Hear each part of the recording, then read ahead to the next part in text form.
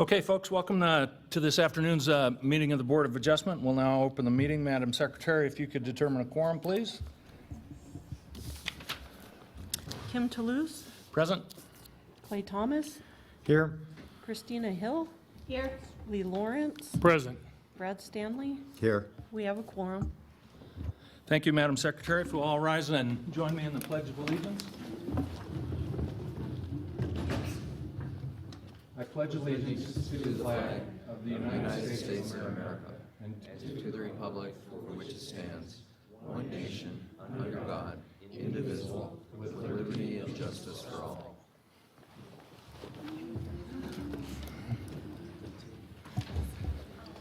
Mr. Edwards, if you could do the ethics law announcement, please.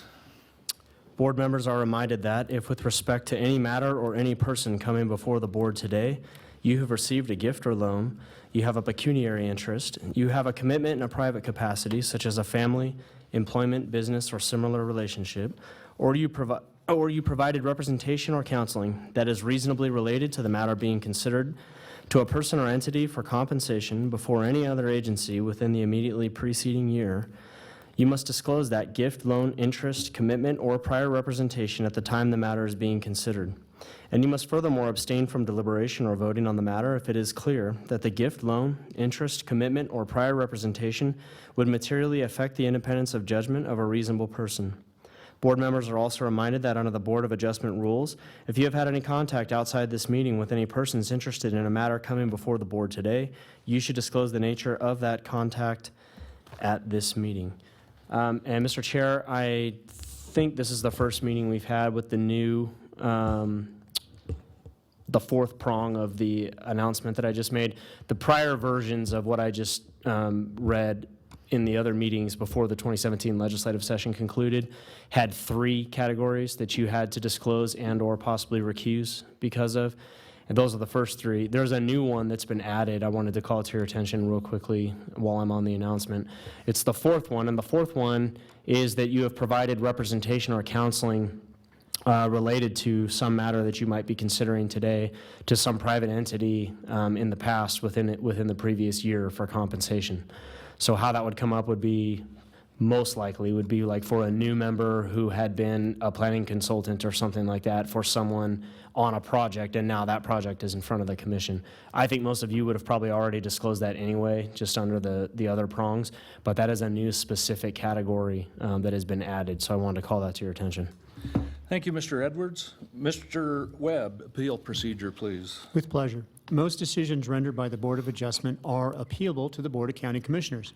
If you disagree with the decision of the Board of Adjustment and you want to appeal its action, you may do so in writing within 10 calendar days from the date that the decision being appealed is reduced to writing, filed with the Secretary of the Board of Adjustment, and mailed to the original applicant in the proceedings being appealed in accordance with Washoe County Code. Please call the planning staff immediately at 328-3600 for information on the appeal procedure and the application fee. And to let the audience know this evening, the public hearing items 9A through F, are all appealable actions. Thank you, Mr. Webb. At this time, we'll open it up for general public comment. The public's invited to speak on any item on or off the agenda at this time. Please be aware that no action will be taken on your comments at this point in time, and please limit yourself to 3 minutes. Madam Secretary, do we have any public comment at this time?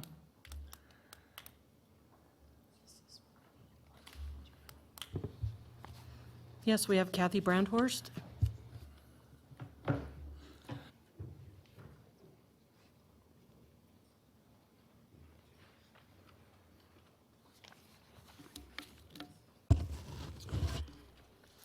My name is Kathy Brandhorst, and I am the United States President. I'm still complaining where I live. There has not been no resolvement on that property at all. I do live in a apartment, and it is getting a lot smaller in size because of bullet holes that are going through my apartment. The kitchen is smaller, The washroom is smaller because they had to rebuild it while I was asleep. Oh, I did not know nothing was going on at all. Until I woke up, the walls were put back in place. The floors were put back in place. The windows were put back in place. And also the doors were put back in place. Oh my. And I never even called nobody to put my apartment back in place at all. Oh my. When I was put to sleep, there were bullet holes all over my walls. Who had the authority to put my place back together after the bullet holes went through it? Oh. And I did see blood and flesh running down those walls. Who had the authority to remove the blood and flesh off of my apartment? My apartment is getting smaller. It has been measured, and it is quite smaller, my kitchen, and also my washroom. And who had to put it back together is illegally doing this. You don't have no right to go ahead and rebuild when somebody doesn't even give you the authority to do so. And I just wanted to let you know, even though you ripped down my screen door to get inside my home is really awful. But what's on it? Blood stains. Where did you get the blood from? The screen door is still not put back together. You forgot, didn't you? I just wanted to tell you, you know, the more you are on the property, you think you can plan whatever you want and put it back together the way you want. Because I just remembered my cabinets were torn down. Thank you, Madam Secretary. Do we have anyone else? We have no further public comment. Thank you. Moving on. Chair will entertain a motion to approve the agenda. Motion to approve the agenda? We have a first. Do we have a second? Second. Motion made and seconded. All in favor? Aye. Aye. Motion carries unanimously. And Chair will also entertain a motion to approve the draft minutes from our last meeting. So moved. Motion seconded. All in favor? Aye. Aye. Motion carries unanimously. Thank you. Moving on, item 8A, presentation and possible discussion of the Nevada chapter of the American Planning Association's 2017 Nevada Planning Guide. We'll have a little presentation by Ms. Julie Hunter. Thank you, Mr. Chairman, members of the board. For the record, my name is Fred Steinman. I'm the chapter secretary for the Nevada chapter of the American Planning Association and an assistant research professor with the University Center for Economic Development. With me also is Julie Hunter. Julie, senior planner here at Washoe County, also serves as the planning official development officer for the Nevada chapter of the American Planning Association as well. On behalf of the chapter in the University Center for Economic Development, it's my pleasure to present each one of you your very own copy of the February 2017 Nevada Planning Guide. The Planning Guide was developed over the course of about a year and a half to 2 years. We had about 8 or so full-time volunteer writers working on the development of the Planning Guide. The mission of the Nevada chapter of the American Planning Association is to provide elected and appointed officials, government representatives, staff, members of the public and the private sector with professional development and educational opportunities as it pertains to the wider world of planning. This marries up nicely with the work that we do with the University Center for Economic Development and specifically the Nevada Leadership Program, which is a program I direct under the umbrella of the Center for Economic Development. Our goal at the Nevada Leadership Program is to work with a very similar population, elected and appointed officials, government executives, staff, and members of the public and private sector who are interested in learning more about the nuts and bolts of government administration Administration in Nevada. And the Center with the Nevada Leadership Program and the chapter have enjoyed a formal partnership over the last several years to deliver professional development opportunities as well as material, including this planning guide, to those interested in learning more about planning and, again, the nuts and bolts of government administration in Nevada. Again, on behalf of the chapter, it is my pleasure to present each one of you your own copy of the planning guide. In the planning guide itself, you'll find a variety of other materials, including some background information about the Center for Economic Development, as well as information on upcoming professional development opportunities, including the chapter's annual conference, which will be held October 1st through the 4th down in Carson City, as well as an upcoming one-day Global Climate Change Summit that the Nevada Leadership Program is hosting on September 23rd. And with that in mind, I'd like to hand over the presentation to Julie, who will talk about some additional professional development opportunities that the chapter offers. Thank you, Fred. For the record, my name is Julie Hunter. I'm the Planning Official Development Officer for the Nevada chapter of the American Planning Association, and I'm also the Senior Planner here for Washington County Health District in the Air Quality Management Division. We think that planning is married jointly with the Health District with planning, so it's been a nice opportunity to be involved in the Nevada American Planning Association. As the Planning Official Development Officer, I serve as a reference person for planning resources for elected and appointed officials, and I help coordinate the exchange of information and can provide training materials such as the materials that you have now, the Nevada Planning Guide, and can provide opportunities such as workshops and social events. So if you are interested in a specific topic or hearing from a subject matter expert, you can get a hold of me. My business card is also inside of the Nevada Planning Guide. We can set up specific sessions coming up at the upcoming chapter conference, as well as hold workshops for you individually. So just get a hold of me if you're interested in any specific planning topic. So thank you for your time. That's all. Thank you very much. Do any of the board members have any questions?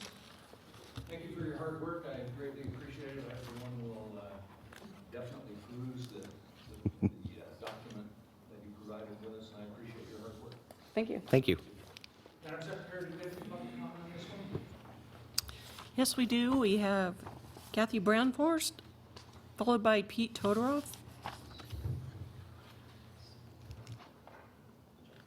Okay, can you hold on for 1 second, Mr. Chair? I'm sorry, Mr. Chairman. I need to review something on the agenda real quick.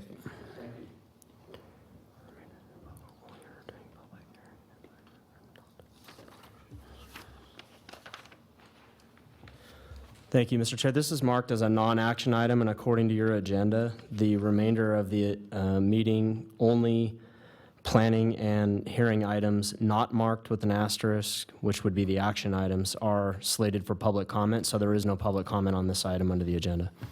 Thank you, Mr. Edwards. I'm sorry, Ms. Brandhorst, we won't have public comment on this particular item. Thank you. All right, thank you.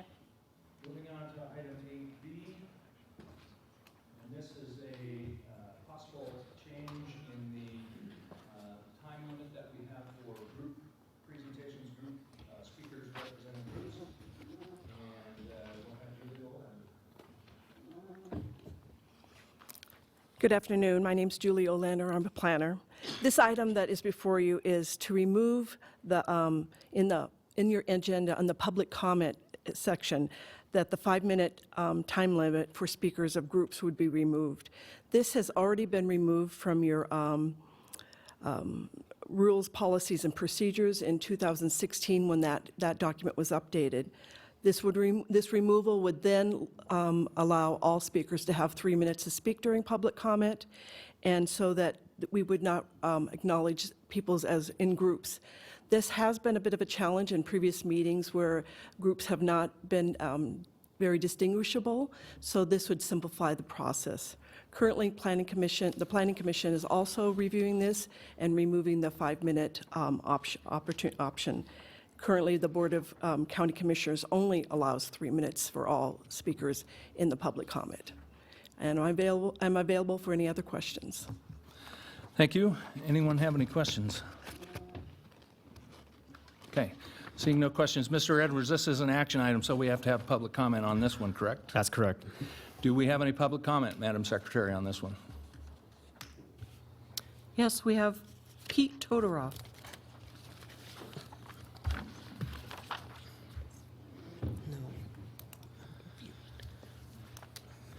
My name is Pete Todoroff. I'm the chairman of this Crystal Bay Incline Village CAB. On this variance here, they have, this was a problem from the very beginning. There's a house behind there, and they wanted to put in these, this is the variance of the, this is the house, this is the residence. Excuse me, sir? Yes. We are 8B? Yes, 8B. Okay, I just want to 8B. make sure we're in the Yeah, right spot. I just clarified that myself. Okay, this is on that house on Eagle Court. 487 Eagle is where this house is built. If they were to move this Mr. house Chair? farther... Excuse me, Chair, sir? sorry, sir. Sir? Mr. Chair, I Hold on. think what the confusion is I think he's referring to 9B. We're on 8B. Right, So that the item that he wants us to speak on is coming up later in the meeting. right. We are on item 8B as in boy, not 9B. Okay, well, I have 8B on this one. This says 8B. 8B is changing the time limit for groups to speak on the agenda. You have the agenda. Oh, it might have been given to you incorrectly. So if I don't have the agenda in front of me right now, but we are on, this is later on in the meeting. Okay. So it'll come up, but it's not, they must have made a typo here. It should be a 9, okay? Okay. All right. Well, anyhow, sorry about that. This is a We'll get to- typo, I guess. You'll get a chance. Thank you. Okay, we'll bring it back to the, any other public comment on this one, Madam Secretary? 8B. There's no further public comment. Thank you. Bring it back to the board for discussion. Are there any disclosures? Seeing no disclosures, is there any discussion? The only concern I have is, you know, we've always had a 5-minute time limit for groups, and that being said, I actually am in favor of changing it to 3 because there are times when folks will represent themselves as representing a group, and we don't have any way to determine whether they're actually representing a group or even if it's an officially recognized or non-recognized group. So I'm actually in favor of this one. Thank you. Anyone else? I agree. Okay, the chair will entertain a motion for item 8B. Chairman, Mr. Thomas. I'll make a motion on item 8B. I move to change the public comment procedure during Board of Adjustment meetings by removing the 5-minute time limit for speakers representing a group, allowing 3 minutes for all speakers during public comment, and to direct staff to make changes to board meeting agendas consistent with this change in public comment procedures. Thank you, Mr. Thomas. Do we have a second? Second. Seconded. All in favor? Aye. Aye. Motion carries unanimously. Thank you. Thank you. Moving on to item 8C, we have had the announcement of an additional 3 regular meetings to the 2018 Board of Adjustment meeting calendar, March 1st, 2018, May 3rd, 2018, and July 5th, 2018. These meetings are to accommodate the trend of increased applicants during the winter, spring, and early summer timeframe. The 3 regular meetings will continue into the foreseeable future with possible future inclusion of additional regular meeting dates if warranted. We do have a possibility of a conflict with the July 5th, 2018 date. That's one day after the 4th of July holiday, and I think that we may struggle in getting a quorum for that meeting. And for the chair, if the very last sentence is important, if any of the board members have concerns that they can raise to staff's attention now, so that way, if need be, we can adjust the schedule. Although I will tell you, last month, the Planning Commission met on July 5th. Okay.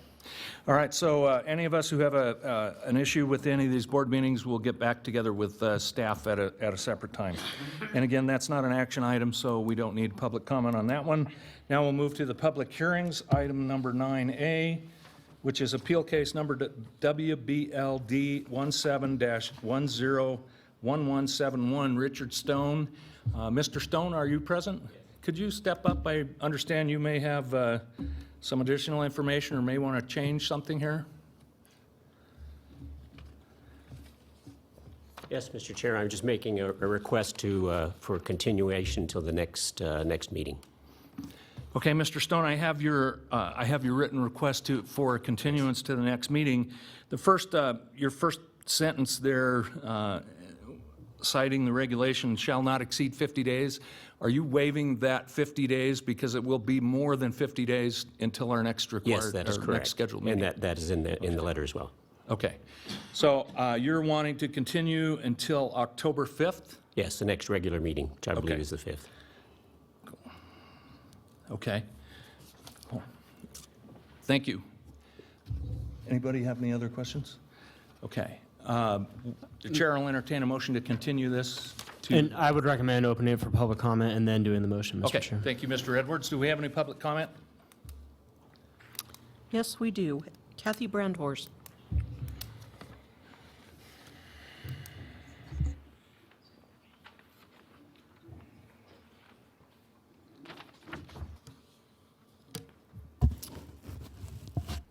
My name is Kathy Brandhorst, and I'm also the United States President. Poles and wires. I think that's what we are talking about. Communication antenna.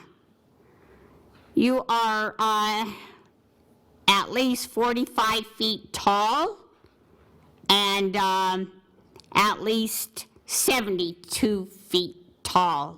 Those are poles and wires. You have the poles there, you have the wires there, and you're planning to steal from your neighbors again.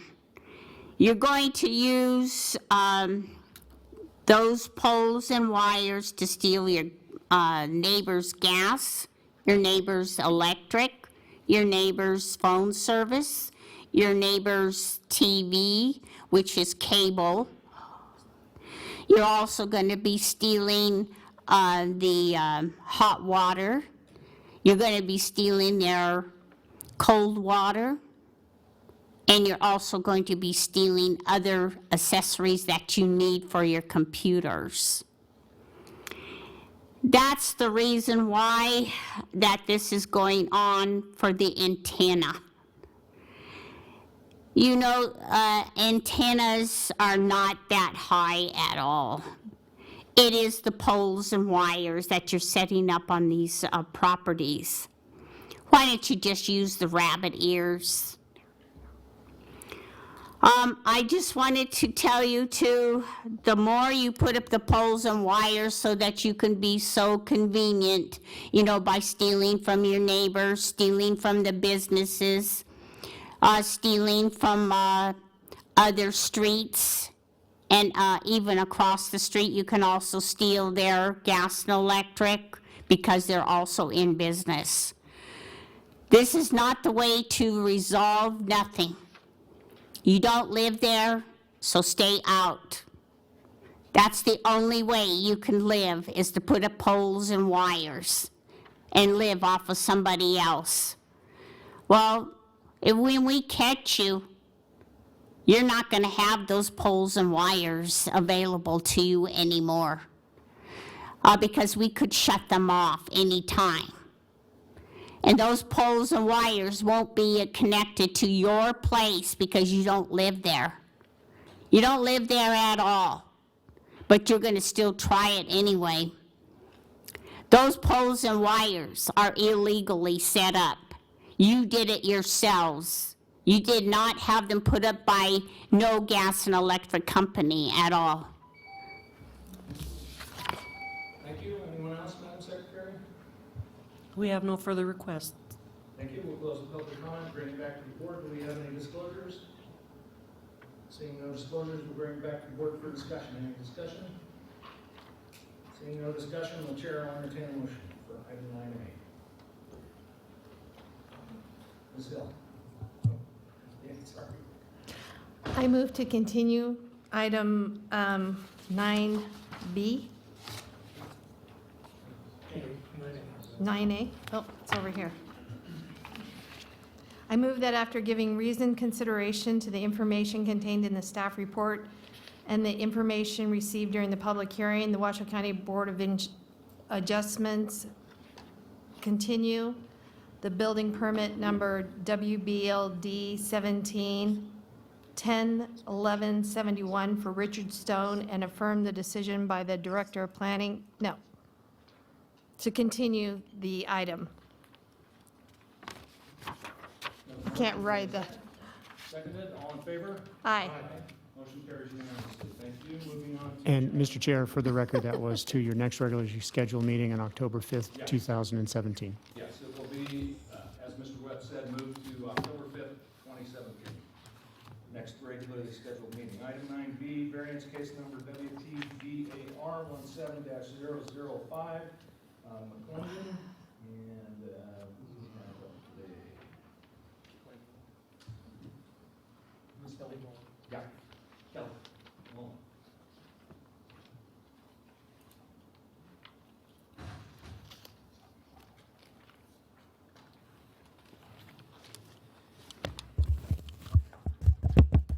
Thank you, Mr. Chair. Good afternoon, members of the board. I'm Kelly Mullen, planner with Washoe County.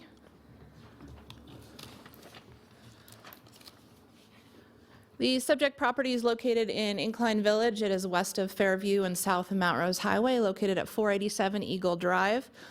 The property is 0.64 acres in size and is zoned medium-density suburban. The property has a required front yard setback of 20 feet. The applicant is seeking to reduce that setback down to 3 feet. That setback encroachment would be for the garage portion of a new residence that's being constructed on the property. And that garage edge final location would be 26 feet from the edge of the pavement for Eagle Drive. This is an aerial photo of the property with the property lines being outlined in blue. Those yellow lines reflect 2-foot contours. As you can see, that property is quite steep. It has approximately a 25% slope across the developed area. And Eagle Drive is along that kind of the upper right portion of the photo, and Driver Way is along that lower left portion of the photo. So this is a site plan for the project, and for reference, this is flipped from that previous aerial photo you just saw. North is now to the lower right. And from this plan, you can see the stream environment zone that takes up over half of the property frontage for that parcel. And with the slopes on the property, you can see that there are some pretty significant constraints. This is a close-up of that same site plan. The proposed house location is shown in blue. The property line is in purple.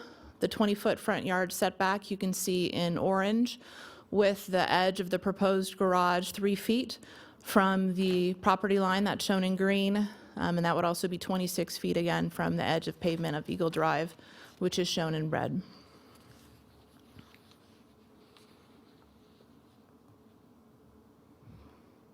Sorry, the clicker's not advancing. Could I get the next slide, please? Thank you. This site photo is taken from the edge of Eagle Drive looking north, and you can see that the property does drop off sharply to the southwest. This photo is also taken from Eagle Drive, directly facing the property. Again, you can see that sharp drop off. So overall, there are significant constraints that do inhibit potential building locations on this property. That includes the stream environment zone and slopes of approximately 25%. The applicant is proposing a step-down building design to work with the contours of the property. And I do want to point out, there had been some questions raised at the Citizen Advisory Board and by the public about the side setbacks. I do want to clarify that the required side yard setback of 8 feet, that will be maintained. That wasn't entirely clear in the initial plans that we received that were in the staff report, but the plans that were shown on the screen this afternoon do clarify that, do reflect that that home structure will be at least 8 feet from the side property line. Notice of today's hearing was provided to 39 property owners of surrounding parcels. This item was also heard at the July 24th Incline Village and Crystal Bay Citizen Advisory Board meeting, where there were questions asked about the side setbacks and the removal of trees that would allow for construction of the residence. The Citizen Advisory Board did vote to submit comments to the board. Draft minutes of the meeting were provided to you via email earlier this week, along with 2 other public comment letters that we did receive. We also provided to you today on the dais a hard copy of comments that were received from the CAB chair. The application was provided for review to the agencies that are shown on the screen. We did receive 1 condition of approval back from our engineering division related to a hold harmless agreement. And as outlined in the staff report, staff does believe that the required findings for approval can be made. We are recommending approval with conditions, and if you agree with that recommendation, a potential motion is displayed for you on page 12 of the staff report. With that, I'd like to conclude my presentation. I'm available to answer any questions. Thank you, Ms. Mullins. Do any members of the board have any questions for Ms. Mullins? Christina? Yes, I'm just wondering what would prohibit the applicant from complying with the 20-foot setback? I'd like to refer that back over to the applicant's representative who is here today, Claire Walton. I know she was available and was going to have a presentation as well. She may speak specifically to that. Oh, okay.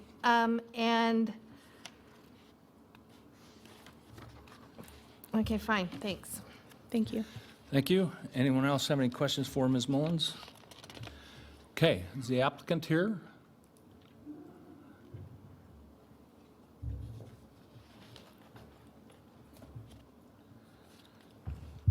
Thank you. I'm Claire Walton with Walton Architecture and Engineering, here to represent our variance request for the garage at the McClendon's residence.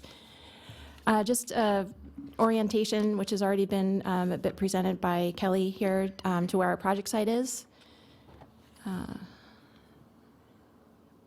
This slide also was presented by Kelly, but shows our property outlined in blue with the neighbor's residence constructed, just for reference.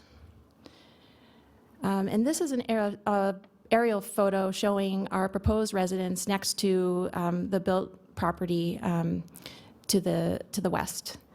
So you can see the proximity of the two structures. As Kelly pointed out, we do have some constraints on the property. The yellow area is the stream environment zone, which is an area which is restricted from building. That area takes up over half of the frontage of the property, which would be available for the garage. The terrain drops off at about 25%. So we have significant topography to deal with for access to the garage. We have located the garage about 2 feet lower than the edge of pavement, which creates a 7.6% downward sloping driveway to the garage, which is a moderately, it's not flat, it's moderately sloping driveway, which is, we are considering already pushing a bit of what we feel comfortable with for safety. We are maintaining the side setback of 8 feet, but we are requesting a front setback variance for the garage, given the narrowness of the building frontage and the steep drop-off from the edge of pavement. As you can see, our building does step away from the side property line. We're about 8.5 feet at the very front corner, and we continue to step away to that back corner, which is the master bedroom. It's the farthest piece south. It's about 22 feet from the side property line. These are some surrounding photos just demonstrating the context that we're working with. Many sites in this area also have steep topography and have such also located their garages relatively close to the edge of pavement. In our case, the 26 feet that we're maintaining from our front of the garage to the road is comparable or more than many of the other surrounding properties. This is a photograph of the garage structure we're proposing. It is a single-story garage structure maintaining the 28-foot height limit and about 20 feet from the top of paving. We've utilized step massing to deal with the terrain. We've, as I mentioned, the garage is stepped down 2 feet from the edge of the road, which creates that 7.6 downward slope. And in addition, the main level of the residence steps down another 5 feet from the garage. We've employed the TRPA height exceptions for calculating step massing to our advantage in dealing with the terrain. But even with introducing those tools, we still need to request the front setback variance for access to the garage due to the steepness of the driveway that would otherwise be created. Given the proximity, I'll shift maybe back to this slide of the showing our site plan here, and maybe just stepping back to this image. You can see how we're still able to maintain the safe distance in front of the garage for parking. So we are asking for the front setback variance, given that. We have been in communication with our neighbors who we know are here today to the west, who are also located close to that property line that's shared. We understand that they don't have an issue with the front setback variance for the garage portion, but they are wishing that there was more space between our houses. And unfortunately, if you step back to this photograph, you can see how their house is shifted on their property close to that shared property line. They have very similar terrain to ours. It's just mirrored, so which puts the structures next to each other rather than opposing or more centrally located. So that it is something we're just having to work with the site constraints. We have met with them on site and taken into consideration the things that they're concerned about in terms of the proximity of the two houses. But given that SEZ zone, or the SEZ that we're dealing with, which limits that frontage of the property to half, we really feel like we've kind of looked through the options and are requesting this consideration for the front setback. I think that concludes my comments. Thank you. Anyone have any questions? Christine? Ma'am, can I get you to step back up to the podium, please, for questions? So is it that the height restrictions, TRPA height restrictions would prevent you from being further back? Correct. Because of the terrain, which slopes down at the 25%, TRPA measures height from the lowest natural grade. So the further down we shift our house, our height is measured from that lowest point, which puts the steepness, that we would be situated down below the driveway in a situation that would create a hardship of steepness into the garage.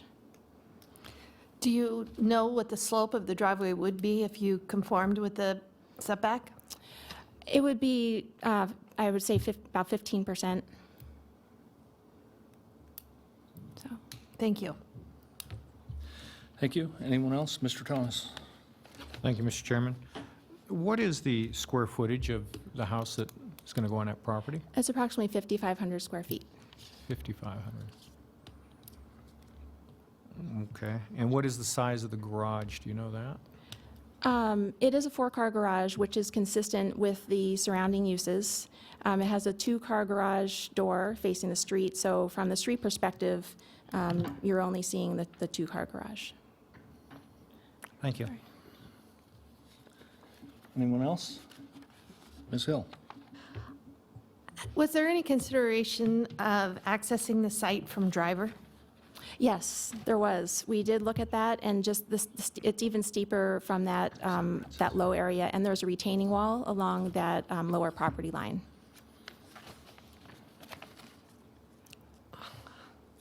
We did. It actually created driveway slopes, over 20% to come up to. Question that. Mr. Thomas?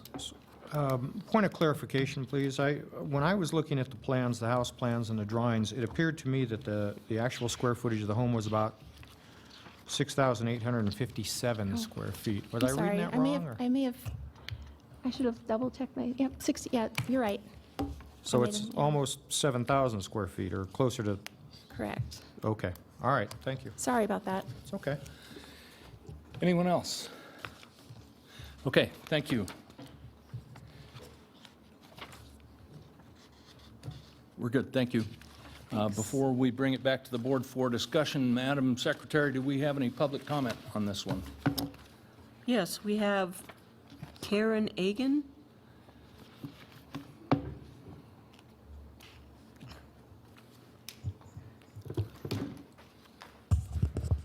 Sorry, Kevin Egan. Probably just can't read my scribble.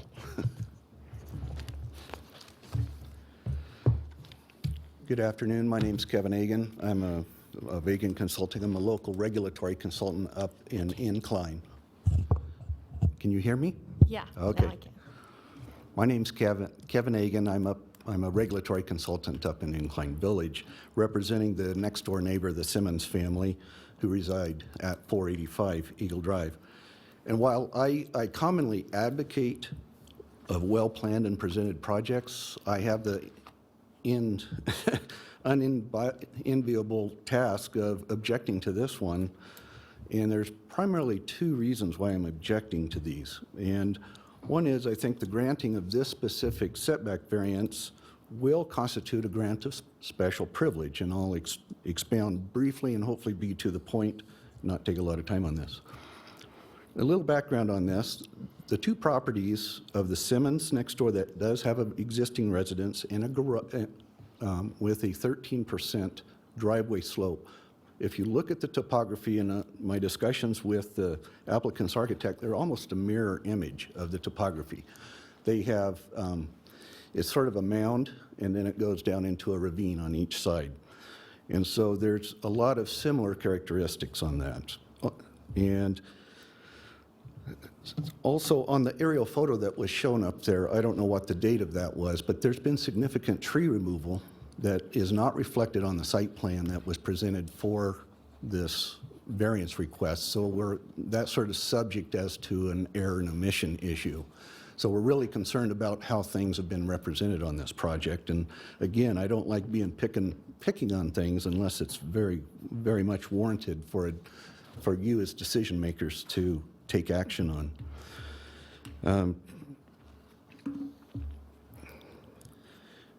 And also the representation about setbacks. The Simmons next door does comply with the 20-foot setback. Yes, they do have a 13% slope, which meets county standards. So representation as to the next door house not meeting, it may be just inconvenience of accessing their property at a steeper slope in a bigger house. And also, on a side point of the discussion recently raised about the square footage, if you look at the plans, there's, it was initially represented 55, it was corrected at 68, but if you add the garage and all the other structures, you're almost looking in excess of 8,000 square feet of living area. So it is the massing is quite different when you compare it along the neighborhood. And the argument or the representation that it's consistent with all the other properties that have close, short driveways, they're very steeper lots, so there's only a small development envelope on that. So I need you to wrap it up, please. Okay, I'll wrap it up. There's also trees that we're concerned about.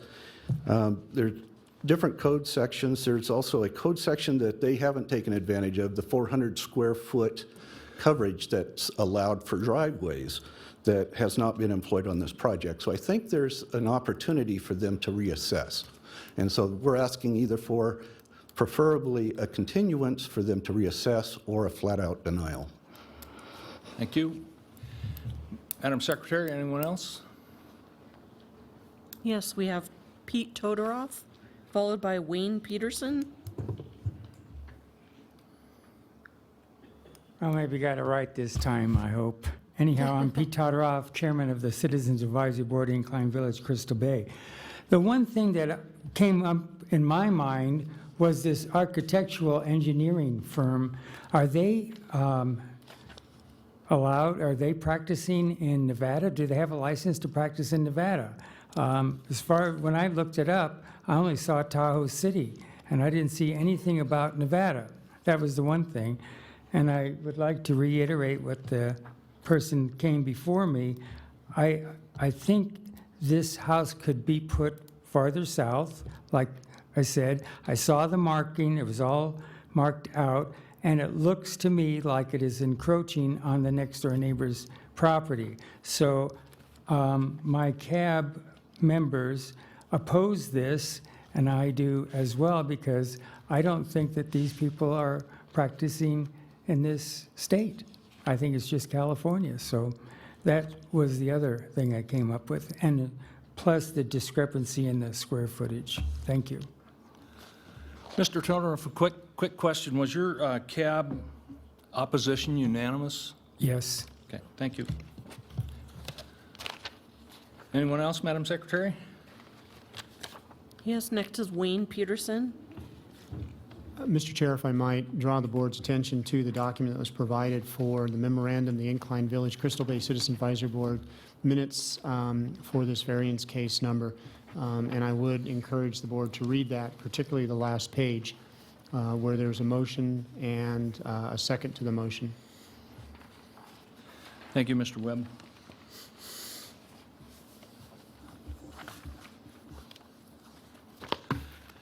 Yes, sir. Hello, my name is Wayne Peterson. I'm the neighbor across the street, uphill, and actually the neighbor downhill below. Assuming the setback ordinance was established for good cause, I see no cause or reason to change it. Thank you. Thank you. Anyone else, Madam Secretary? We have no further public comment. Thank you. We'll close the public comment, bring it back to the board for discussion. Before any discussion, any disclosures? No disclosures. Discussion. Ms. Hill. I would like to know, what is the county code for driveway slope? What is the maximum driveway slope for a residential property? Do you know that, Kelly? Through the chair, thank you for the question. I do not know what that max slope is off the top of my head. I am sorry. Thank you. I think Mr. Webb is going to try and help us out on that one. Thank you. Mr. Thomas. Thank you, Mr. Chairman. I guess there's a couple things that I need to address on this issue. I actually drove out there yesterday and looked at the other houses that are in the area and looked at the slope and everything where this house will go. And it does appear that the houses on either side are in fact in compliance with the variance, which is the first issue. In compliance with the code With or the variance? code, I'm sorry, Yes. with the code. I'll correct that, with the code. In addition, I guess where I have a harder problem following this or accepting this is that upon purchase of the property, they should have been made aware of, first of all, the stream environment zone, and they should have known what the steepness was, and they should have known what the setbacks were on the property. Then to come forward and put on almost, or request to put on almost a 7,000 square foot home and claim that it's evidently a hardship, I can't quite get there. You know, according to NRS 278-301-C, it does give us the circumstances that we can follow, and there's exceptional narrowness, shallowness, and shape of the property. But it also goes hand in hand with basically, you know, hardship, exceptional hardship. And I don't, there's not an existing home there and we have an issue that we have to address now. It's we want to put a home on and we want you to change or go ahead and give us a variance to put the home that we want on there. And I have a hard problem agreeing with that. Thank you. Thank you, Mr. Thomas. Mr. Stanley? Thank you. Chair, I will be hearing the slopes that are okay or that are acceptable to the county, particularly if they're not modified in any way by TRPA. I'm also curious to know, since one of the arguments for this variance was a safety issue in terms of incline or steepness of the driveway, and then the adjoining homes, and certainly one of them was, I think, 13%. And I would be very interested to hear what the safety issues, if any, that property has encountered over the years. Thank you, Mr. Stanley. Thank you. Did we come up with an answer to Ms. Hill's question? We do. And thank you for the time for us to look that up in the code. The maximum driveway slope allowed by our, by the code is 14% for a driveway. Thank you. Thank you. Any further discussion? Mr. Stanley? If I may, I don't. Yes, sir. Who would be the appropriate person to respond to the history of safety on that, the adjoining properties, 13%, essentially equal slope driveway? Can you help us out with that, Ms. Mullins? And if you could repeat the question. The question is, what has been the next-door neighbor's experience safety-wise with being in compliance and having a 13% grade roughly on their driveway? Okay, it looks like we have a next-door neighbor.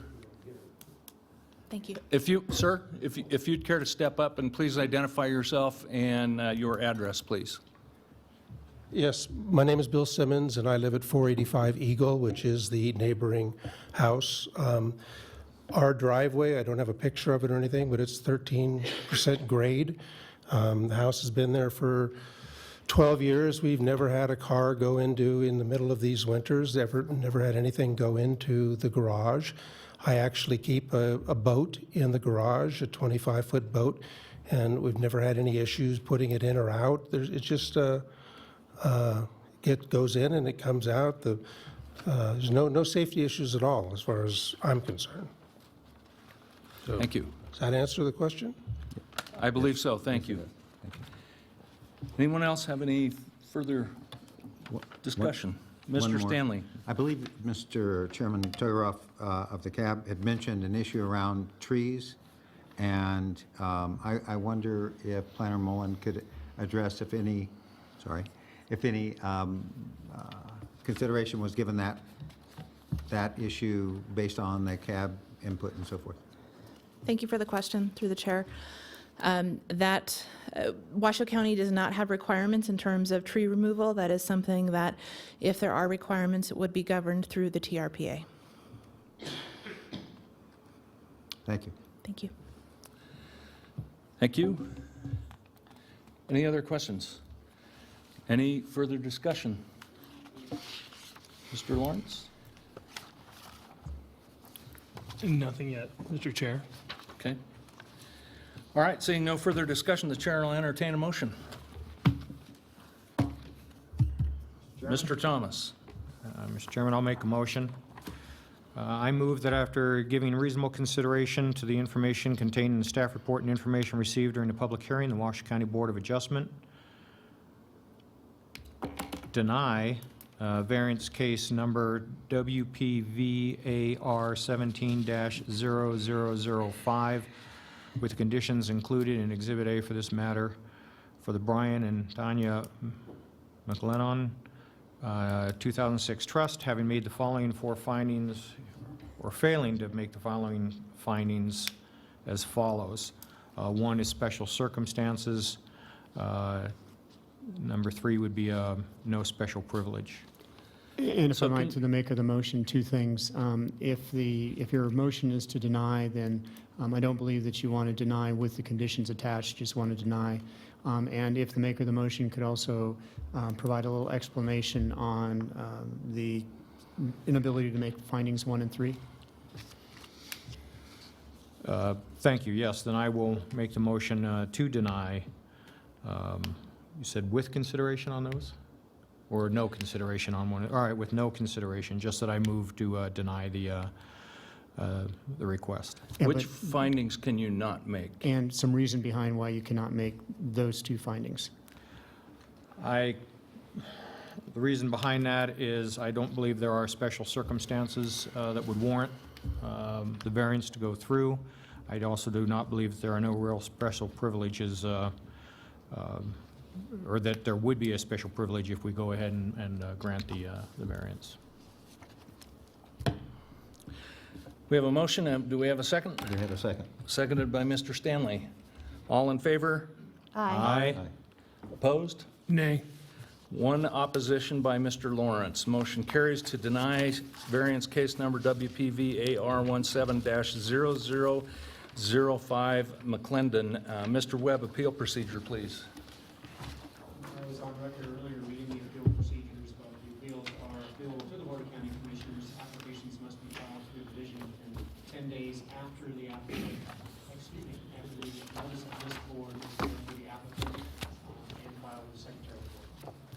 Thank you, Mr. Webb. Moving on to item 9C, special use permit number WSUP 17-0011, Star Farms Stables. And Mr. Giesinger.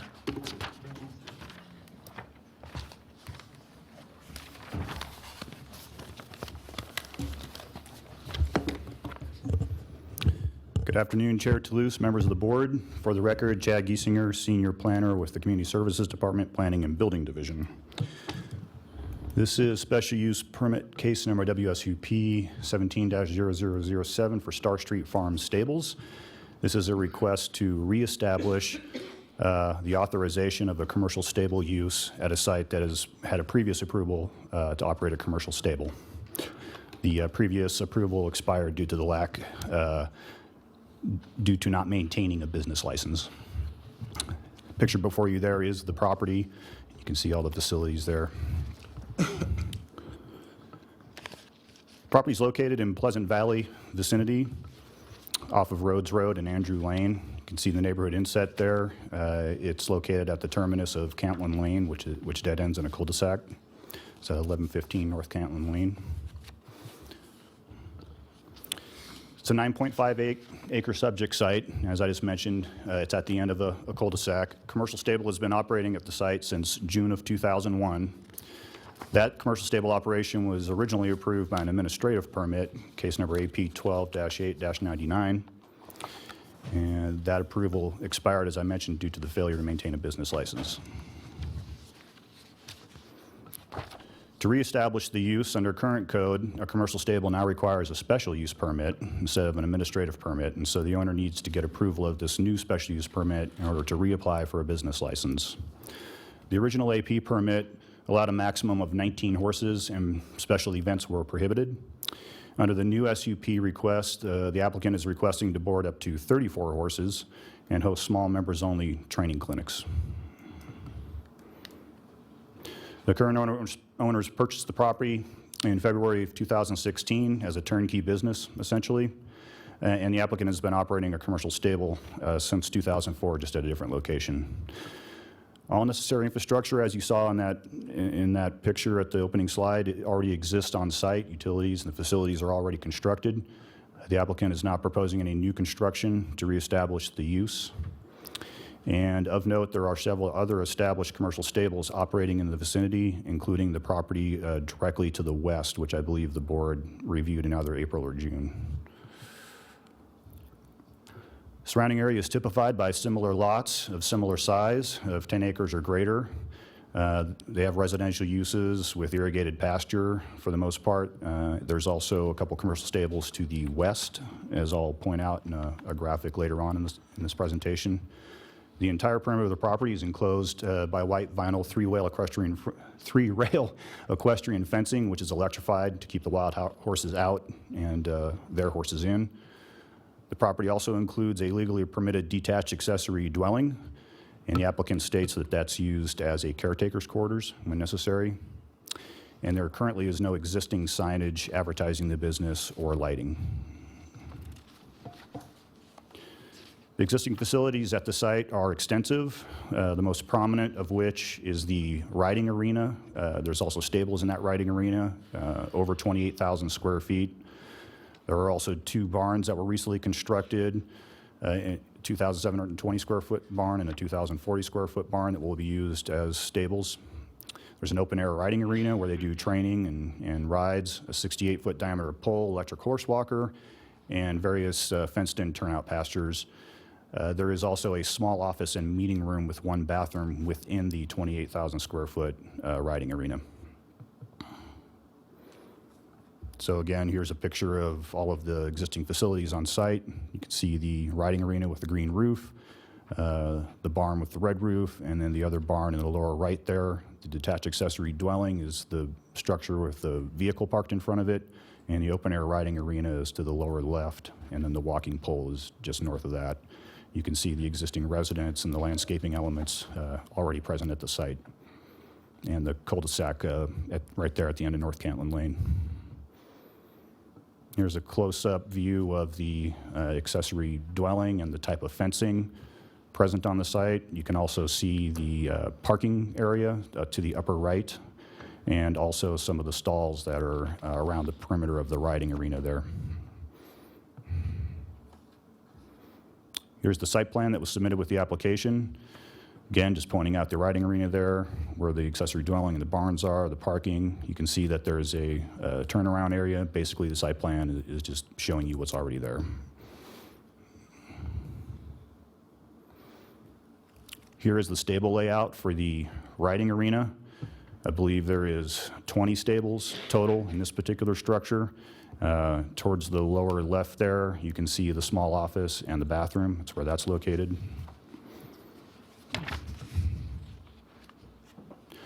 A commercial stable is a commercial use that is allowed in certain residential regulatory zones by approval of a special use permit.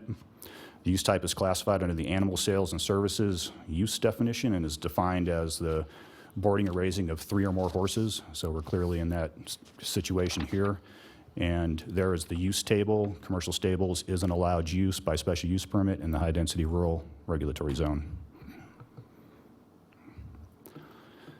The site is zoned high-density rural, as I mentioned, and surrounding zoning, for the most part, is also high-density rural. There is low-density rural to the west, which is 1 dwelling per 10 acres. To the north, there is low-density suburban, and this is pointed out in my staff report. At present, I believe it's a 46-acre undivided site, and you can see the building footprint in gray there of the house that's located on that property. So at present, it's functioning as a large property, but it does have the potential in the future to become a small subdivision of 1-acre lots should the property owner choose to go that route. You may also notice to the west of Rhodes Road there, the footprints of several large buildings. I believe those are stable operations as well. And then, as I mentioned earlier, the property to the west, the left-hand side, also has an approved commercial stable.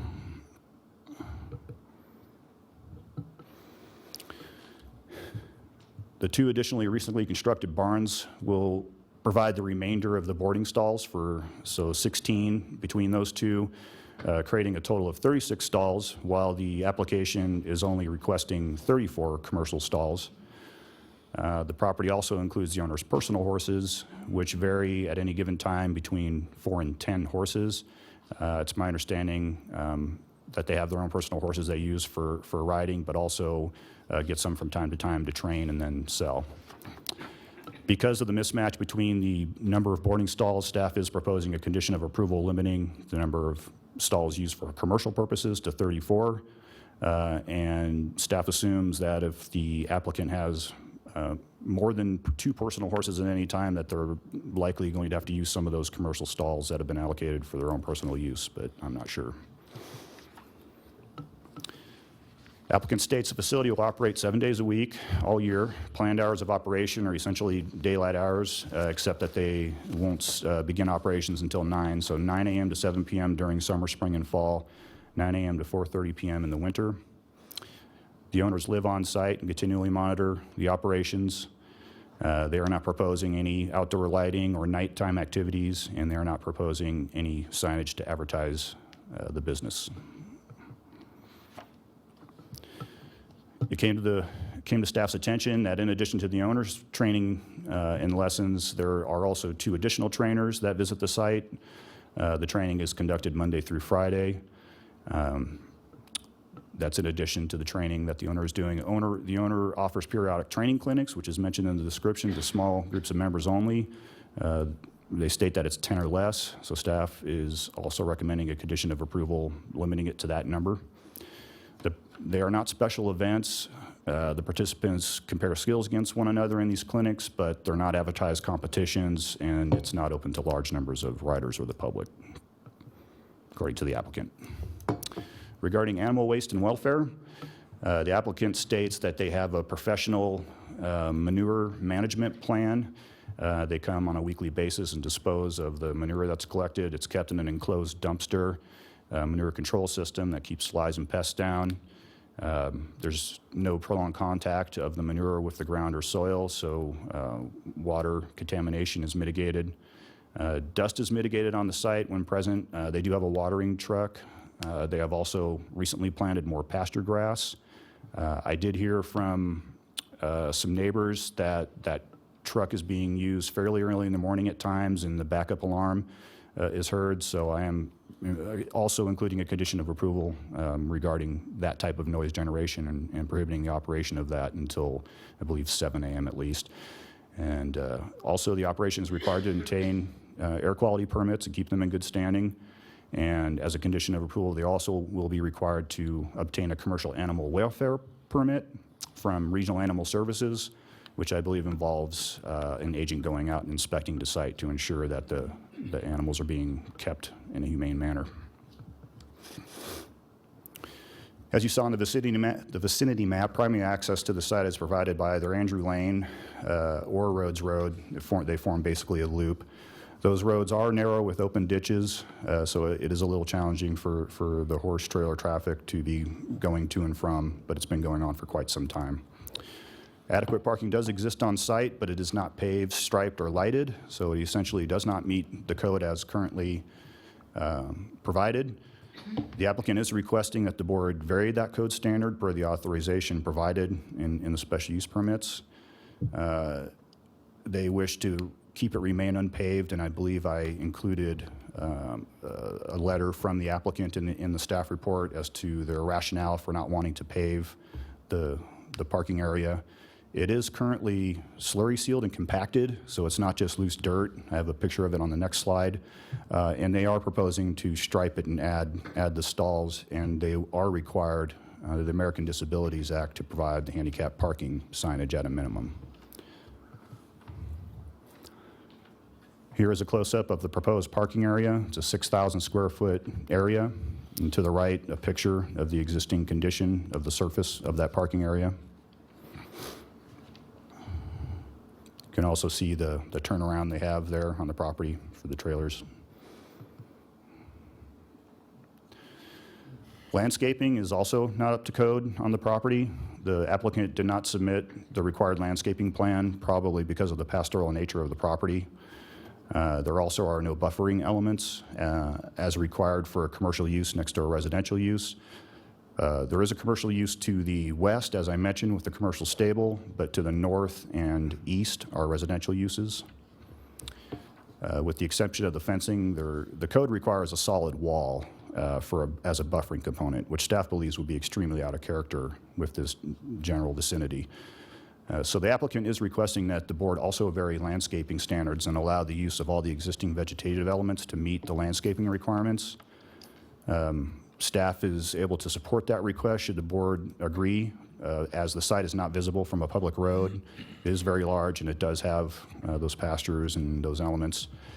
However, the applicant is proposing to plant trees along the perimeter as a buffering element in lieu of the solid wall, spaced every 20 feet. And so staff is proposing a condition of approval that the north and east property lines be so buffered, as those are the adjoining residential uses. Regarding water and sewer, once you get into the commercial realm, the requirements for water and sewer utilities do change a bit. The property is currently served by a domestic groundwater well. The applicant states in their application that they believe they have the water rights came with purchase of the property, but they will need to prove that up with our water rights management coordinator, who has stated that the operation will require standalone groundwater to support the commercial activities. So the applicant will need to meet, as part of the business license approval process, with our water rights management corridor to, one, determine how much water is actually being used by the commercial side of the property, and secondly, if they have the commensurate rights to meet that demand. Health district comments from environmental health came a little late this cycle on this project. They came too late to include as a condition of approval or mention in the staff report. Staff believes, however, that the comments can be addressed during the review of the business license because the items that health is asking about are things that the applicant either currently already has approved since it's been operating or could work with the health district on. So just wanted to bring that to the attention of the board.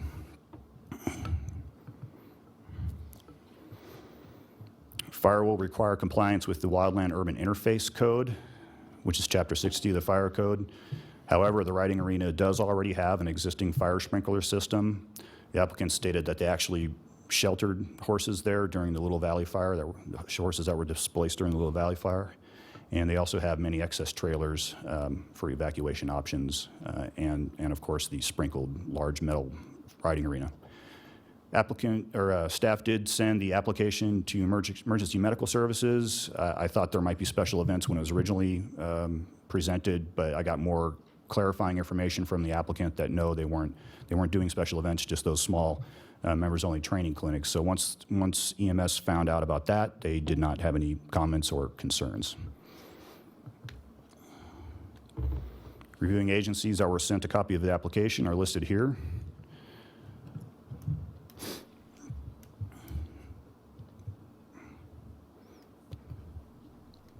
Four of those reviewing agencies provided comments. Of note, engineering, land development, traffic engineering, and RTC had no comment. And as I mentioned, environmental health provided comments too late for me to include in my analysis. The three items they mentioned in their letter was in-depth approval of the septic system. Apparently, Nevada Division of Environmental Protection approves commercial septic systems, which this would become. There are apparently two 3,000-gallon septic systems on property, so we're pretty sure that they have already received that approval. The health district already wanted to know the number of employees and visitors, because once they exceed a certain threshold, they have to have a public water system. I doubt they're going to trigger that, but that'll be regarding consultation with the health district to provide those numbers. And they inquired about a waste management plan, which I already went over. They do have a waste management plan, that manure management plan. Conditions of approval from the agencies are attached as Exhibit A to your staff report, to the staff report. The South Truckee Meadows Washoe Valley Citizen Advisory Board did review the project at their July 13th meeting. There was no significant discussion or concerns. The CAB voted unanimously to recommend approval of the stable use, and CAB minutes are attached as Exhibit E to the staff report. Since that time, staff has received two public comments citing concerns about speeding on area roads from clients going to the various stable operations in the area, not just this stable. They feel that approval of this special use permit will only exacerbate that issue. But in reality, the use has already been occurring for some time. They just let their business license lapse. In addition, during our discussion at the CAB, this came up as well, and it was pointed out that the main access roads to the area are snowplow routes and therefore cannot have speed bumps installed. So really, this is a matter of the sheriff enforcing the speed limit laws. Here's required findings for a special use permit: consistency with master plan, adequate improvements, site suitability, issuance not detrimental, and no effect on a military installation. Staff analysis regarding the findings is in the staff report on page 15, and staff believes all the findings can be made and is therefore recommending approval. Staff has not received any complaints about the previous operation of the facility, and the use does appear compatible with other uses in the area, which is another reason why staff is recommending approval in addition to my analysis.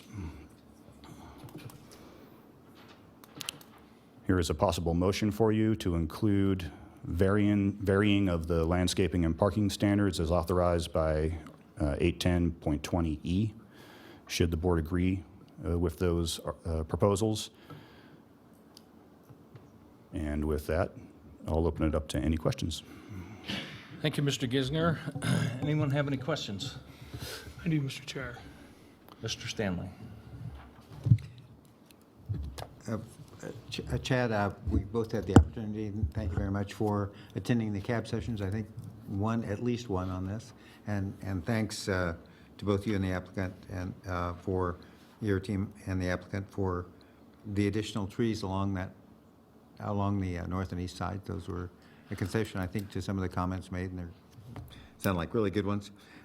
These were kind of procedural questions. So in terms of the number of horses and the general condition of the facility, which all indications are has been relatively pristine for certainly in the past and going forward, but is there any coordination between animal welfare and planning, or is this kind of just a clean handoff? It's more or less a handoff. We do not have very close coordination.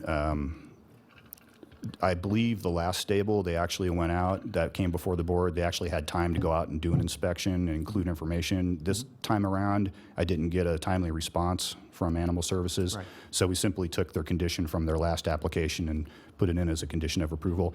I tried to get more information about how that process works, but I couldn't find anything on their website. So I really can't give you much more detail than that. Okay. Yeah. For the board, though, I actually spoke to the manager of the facility. He had been a bit busy because there were something called fires, and Regional Animal Services is a prime agency for livestock sheltering, and that's what he had been doing during the time period for this application. And we do actually have close coordination. Not only do we make sure that these special use permits are reviewed by the Animal Services, but also business licenses that have anything to do with anything animal-wise as a commercial operation are always routed over to Regional Animal Services. And typically what they'll do for this animal welfare permit, that's a new permit, new to Animal Services, and they conduct that inspection if they can prior to an inclusion with this, or definitely before the issuance of a business license, because that's one of the things they have to do before they'll sign off on the business license. And two similar kind of questions. In terms of the water and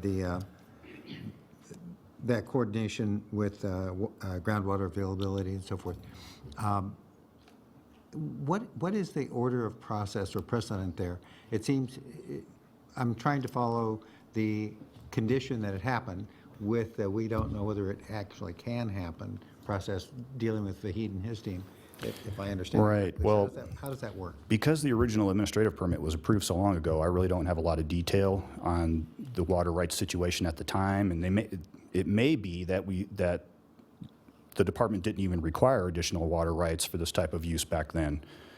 Recently, the policy has been for any commercial use, you have to meet that beyond your domestic allocation of 2 acre-feet you're allowed by the state for residential use.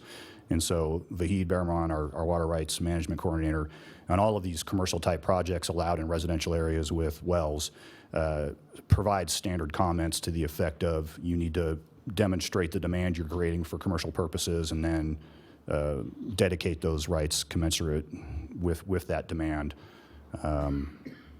And so the order of things at present would be that is going to have to be proven before they will sign off on the business license. The license will get routed to them for approval. Okay, a quick follow-up on that. Is there assumption being made about the success of that? It sounds like you're assuming yes, is what I'm hearing. Well, the applicant thinks they have the requisite groundwater rights, but I can't say for certain. So it's possible they may have to go out and purchase water rights, change the point of diversion, and go through that whole process, which would be a 6-month process, 3 to 6 month process probably. So hopefully for them, they are able to prove that. And the last one. Okay. You mentioned a wildlife urban interface regulation 60, I think. Mm-hmm. Can you, and I've used up quite a lot of time on these questions, can you give us the Cliff Notes version of what that statute is? Or what I believe it requires a certain amount of additional defensible space as well as water source to address the initial however many minutes of fire response, because it's going to take longer for fire response to get to these locations that are in the urban interface. Mm-hmm. So I believe those are the 2 main requirements. So people get tripped up with the fire sprinkler most often. That's usually the biggest issue. And thank you very much. Thank you, Mr. Chairman. Thank you. Mr. Lawrence. Yeah. Mr. Geisinger, just to bounce off what Mr. Stanley was addressing earlier, and I don't know, it sounds like this is up to Fahid and his team to determine this, but when we're talking about laying down pasture, seed, watering it, and this sort of stuff, I would imagine this would be beyond a domestic well permit to be able to do this with an operation with this many horses proposed and the domestic uses that are going to take place on this property. So there's no formula or anything like that to determine that at this time. But I assume, and it sounds like, and just for my edification, that these water rights, as you said earlier, have to be proven up and stable before they can submit a permit to put pasture grass in. Is that correct? The pasture aspect of it, I believe, is a separate issue from the commercial use part of it, where you're providing, bathroom, water, resources to paying customers coming to the site. So it's really only about the commercial activity. Most of these properties have irrigation rights for irrigated pasture. Correct. So I don't think the pasture would come into play, but I'm not certain. But I believe it's more for the commercial, the watering of the horses, the use of water by the paying customers, things of that nature. Okay, so Yeah. we're separating commercial versus agricultural use of this water, is that correct? That's my understanding, and that would be the point of meeting to figure out the demand So requirements. Fahid would determine whether or not they have the agricultural use necessary water contained in their domestic use permit to be able to do a pasture as well as commercial use I and believe everything that else? would be reviewed by Vahid, correct? Okay, that definitely concerns me, and perhaps later the applicant can explain their water right situation, because that's something I'd like to hear about. Thank you. Certainly. Thank you. Anyone else? Okay, thank you, Mr. Giesinger. Thank you. Is the applicant present and wish to speak?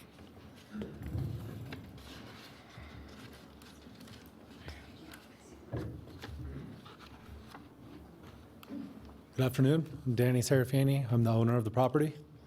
And concerning your water rights or acre footage, we do have, as we purchased the property, we got 2.2 acre feet of water rights. And then the previous owner, Ann Buck, also purchased extra water rights right before we purchased the home, which we also have. I don't have that exact number, but I could have it within a couple days. Okay. Thank you, Mr. Serafini. But you don't know how much water right that you contain, you hold at this time. You don't know what was purchased. But your 2.2 is standard for that property, correct? That's Correct. what every 10-acre person out there is going to have as a given amount of water, regardless of whatever they're doing. I Correct. take that as a given. And you believe that maybe there are additional water rights on this property, is that correct? There are definitely additional water rights on the property. They were okayed for the property as is, with all pastures having grass, that we only needed 2.2 acre feet to run the whole facility. That's including the indoor barn with the horses on the property. At the time, it was for 19 horses.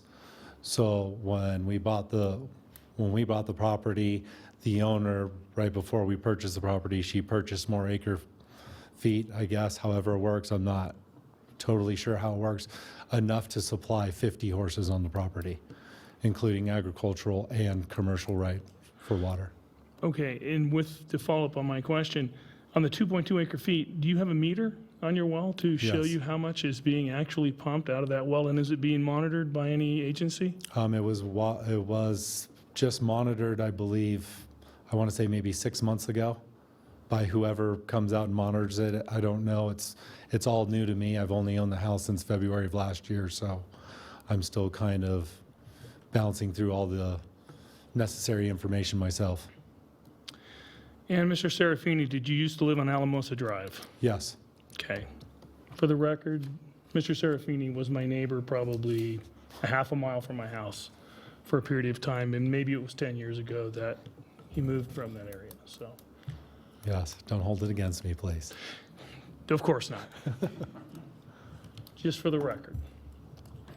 Thank you for the disclosure, Mr. Lawrence. Just to follow up on that real quick, was there any kind of friendship or business relationship that existed between the two of you based on being neighbors? I met Mr. Serafini, I think, one time out by the mailbox or something of that nature. We had a brief discussion, and that was pretty much it, I believe. That was a long time ago. Okay, so there was no business relationship, and there is no ongoing sort of financial business relationship or anything like that? None whatsoever. Okay. Yeah, thank you. I guess the rule then requires you to make a determination whether or not you feel like that impairs your ability to be impartial, and it doesn't sound like it does, but that's the judgment call that you need to make. I understand, and it does not impair my judgment at all in this matter. And that is all Anything I have for else? Mr. Serafini. Okay. Mr. Thomas. Quick question, how many people will be attending these training clinics when you have them? We usually have 10 students only at a max. My wife is a backup on the U.S. Olympic team for 3-day eventing, so she likes to keep the clinics as intimate as possible for safety purposes and also for the best way to help the kids and adults learn. So we're talking usually only 10 students at a time. Hardly ever do the parents, both parents attend for the clinics. They usually drop them off and leave, almost like a babysitter. So if you were to say we may have 30 people there if both parents were to come and watch their kids, but that I have not seen yet. Follow-up. Yes? So I guess the question I have is, according to the paperwork here, there's only one bathroom facility. There'll be the two of you as the owners. You'll have 2 trainers. You'll have up to 10 children, and you will have up to however many individuals that may visit their horses or come to take care of their horses. Is one bathroom sufficient? One bathroom is sufficient, but we have had 2 clinics on the property already before we ran into this situation, and we still ordered Johnny on the spots and had 2 porta potties on the property as well. Not knowing how many people were going to be there anyways, we still used a precautionary measure in having extra facilities. And you will continue to do so, correct? I will definitely. Thank you. Anyone else? Okay, thank you, Mr. Serafini. Thank you very much. Before we bring it back to the board, Madam Secretary, do we have any public comment? Yes, we have Kathy Brandhorst.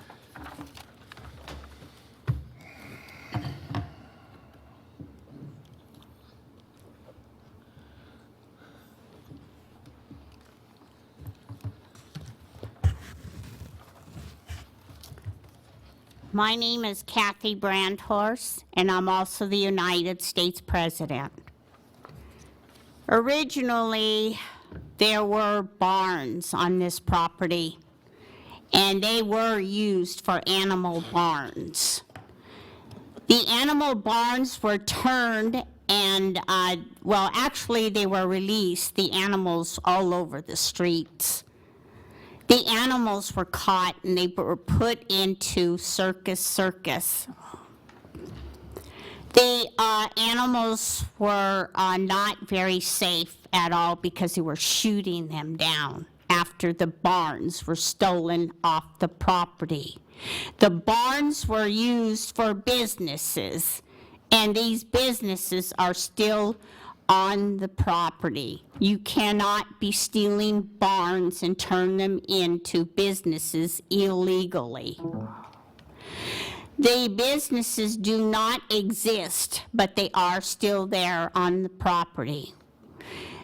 Nobody has actually told them, I guess, to leave the property and leave the barns back on the property without businesses. The businesses are not legal at all. They were stolen off the property and turned into, the barns were stolen off the property and they were turned right into businesses on the other side of the property. And when this was done, they put up poles and wires. And that's why the water situation is going on. The water situation is being stolen from other neighbors and other businesses. And they are complaining to me too that their water level is so low to their premises wherever they live or businesses, because the barns that they use for business now are using that water. Oh. And the water is stolen. It doesn't belong to those businesses at all. So there's more poles and wires set up to run those businesses. And that is illegal too. These businesses should have been not destroyed, but they should have been set someplace else, but they were never set someplace else.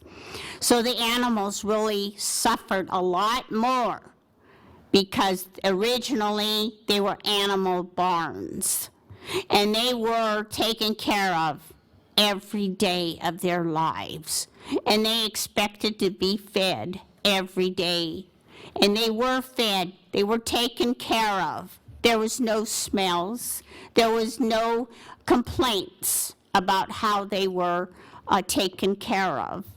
But now they're in circus. They complain that the electric chainsaw has to be used on their bodies because you have to have their organs, their blood, and whatever else that you need to do to them to destroy their lives.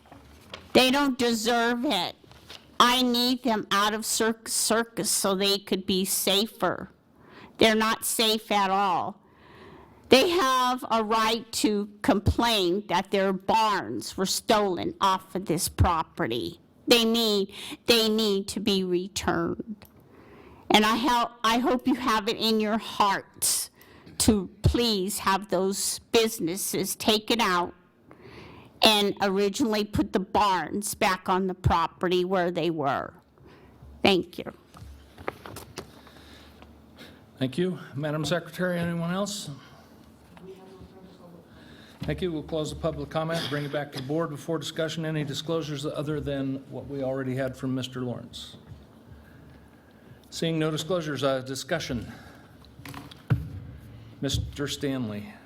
Mr. Chairman, something of a disclosure, as I mentioned, I had the opportunity to attend several of the CAB meetings where this was discussed. And again, I think it's as a statement, it's an excellent example from my standpoint of the process actually working, where the planner and the applicant are listening to the concerns of the neighborhood as represented by the CAB and making accommodations in meaningful cases where that was appropriate, and along with the CAB, which voted, I think, unanimously for approval. I think this is a grand project, and so I would be inclined to make a motion when that time comes. Thank you, Mr. Stanley. Anyone else? Mr. Chair? Mr. Thomas. No, go ahead. Go ahead, Mr. Lawrence. Yeah, I just wanted to reiterate a little bit of what we spoke of earlier. I have all the faith in Fahid that he will make the right decisions regarding the water rights and determining whether or not significant water is present and available for Mr. Serafini. I hope there is. And I do support this project. I think it's good, and I understand the reasons why they do not want a paved driveway and whatnot for horses and things. I think that's pretty obvious to most of us. And I would be in support of this project as well. Thank you. Thank you, Mr. Lawrence. Mr. Thomas? Thank you, Mr. Chairman. I just want to commend Mr. Serafini for allowing his facility to be used during the fire situation out there. That's stressful on everybody that owns animals and needs to find a place to get them away from there. So it's very commendable. Thank you. Thank you. Seeing no further discussion, the chair will entertain a motion. Mr. Stanley. Mr. Chairman, I move that after giving reasoned consideration to the information contained in the staff report and the information received during the public hearing, the Washoe County Board of Adjustments approve a special use permit case number WSUP 17-0011 with the conditions of approval included as Exhibit A for this matter and included in the partial variance of landscaping and parking requirements for Star Street Farm Stables, having made all 5 findings in accordance with Washoe County Code Section 110.810.30, and those include consistency,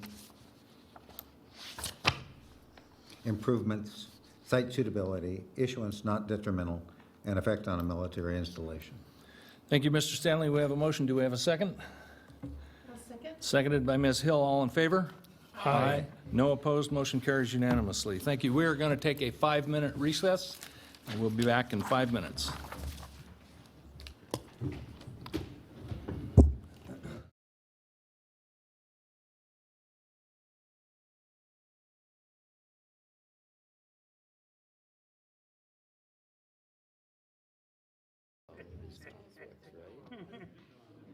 I'll tell you, it's done damn good as far as I'm concerned. I tell you, it's cleaned up the swamp place. A little bit, yeah. Where do you start? Right? Right? It's more like Switzerland. You want to go to Switzerland? Okay, ladies and gentlemen, the Board of Adjustment is back in session. We will continue with item 9D, special use permit case number WSUP 17-0012, Sun Valley Middle School grading. Mr. Pelham. Good afternoon, Mr. Chairman, members of the board. Is this on? It doesn't sound like it.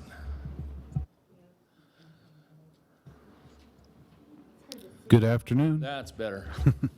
Good afternoon, Mr. Chairman, members of the board. For the record, Roger Pelham with Planning and Building. And I'll have my presentation up here in just a moment.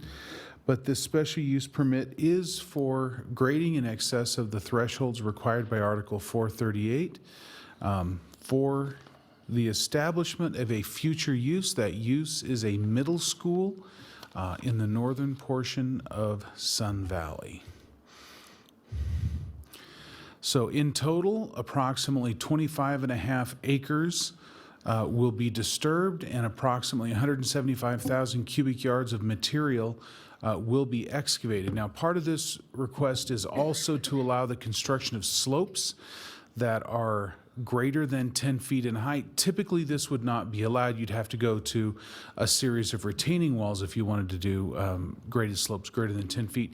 In this case, they're asking for, again, the taller slopes, and staff is actually recommending approval of that because these slopes are going to be behind the school when it's ultimately built. The school will be much higher than these slopes, so they're really not going to be visible from off-site.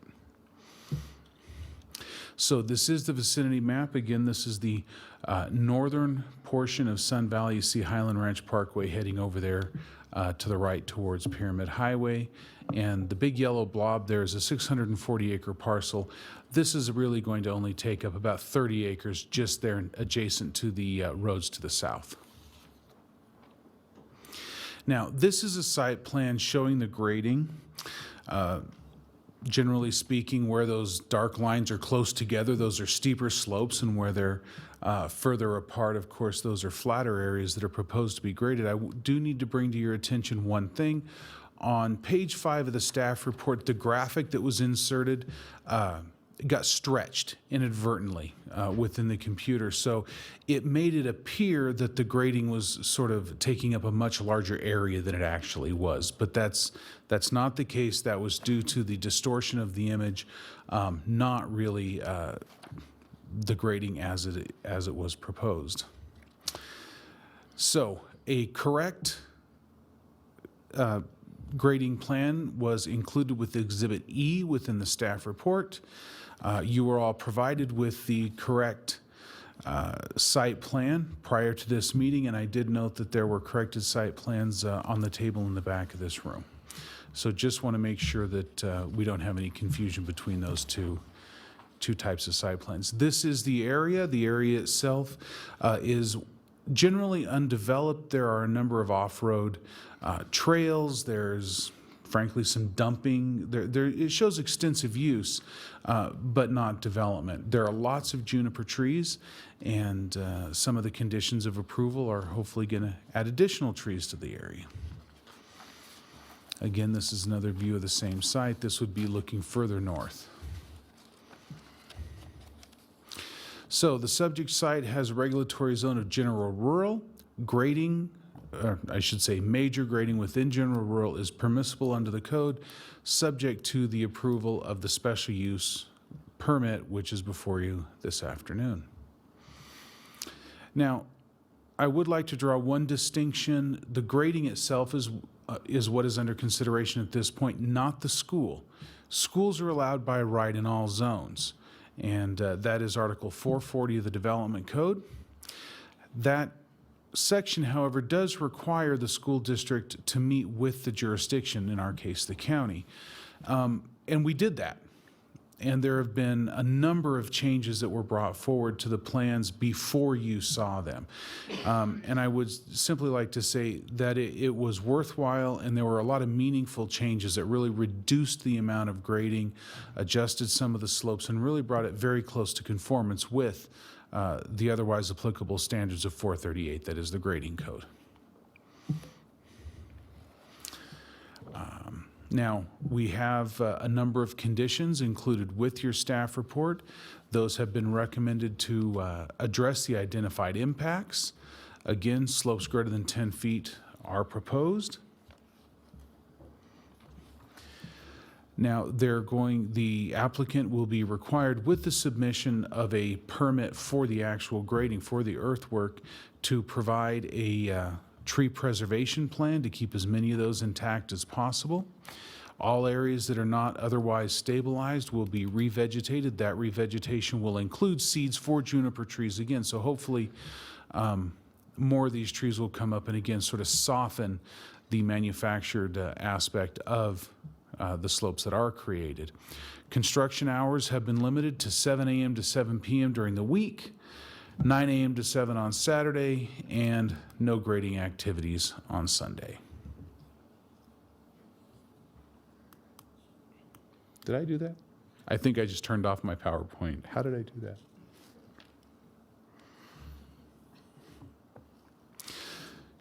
I think that was pretty much it. I believe I went through each of the 5 required findings. I believe that each of those findings can be made. They are detailed in the staff report. And I'm available for any specific questions you might have. I would note we also have representatives from the school district here as well. Thank you, Mr. Pelham. We'll take that as a sign that it was. There, it's back. And I'm sorry. Staff was recommending approval with conditions. I apologize. Thank you, Mr. Webb. Thank you. Thank you, Mr. Pelham. Does anyone have any questions for Mr. Pelham? Mr. Stanley. Mr. Pelham, I probably missed this somewhere, but the grading area versus the entire 648 parcel. We're not deciding on anything other than the grading, but as you mentioned, can you give us a little bit more information on the 640 acres, though, not in terms of its topography and stuff, but in terms of its possible usage, and is it all going to be Washoe County School District property and a single school? How will that work, please? Sure. My understanding is the school district is obtaining a portion of that parcel from the Bureau of Land Management. The remainder will remain under the ownership of the BLM and will be open for whatever uses the BLM determines. This section is what is being transferred, is in the process now of being transferred to the school district, and only of that about 30 acres, 25 will be graded in preparation for the middle school. Thank you. Thank you. Anyone else? Yes, sir, Mr. Thomas. Thank you. Mr. Pelham, the CAB was supposed to meet on July 24th. Were there any comments from them? There were not. Thank you. Anyone else? Okay, thank you, Mr. Pelham. If the applicant is here.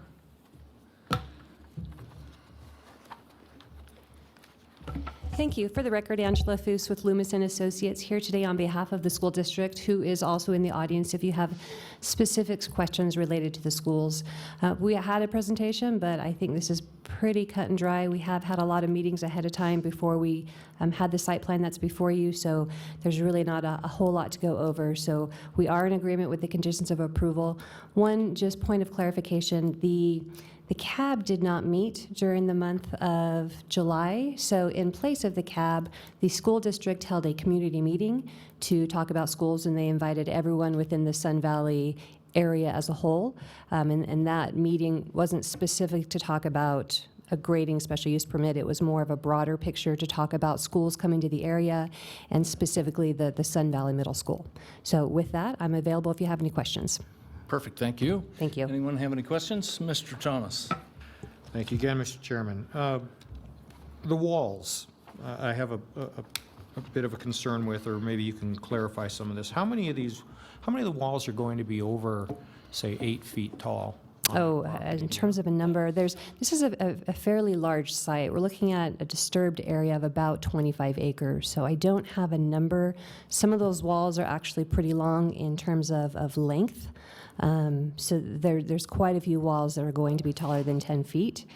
The thing that we tried to do was not to create so much scarring by putting in more of a terraced wall, because in certain areas that didn't make sense. We were trying to kind of do two things, is fit in with the grading and the terrain, and also do the least amount of damage. So the area on the north side of the school, which there's nothing in terms of visibility except for open space, because the school pretty much blocks the single-family development from the south to the open space to the north, is where we said, okay, it probably makes more sense to do more of the, I would call it more of the scarring that walls generate.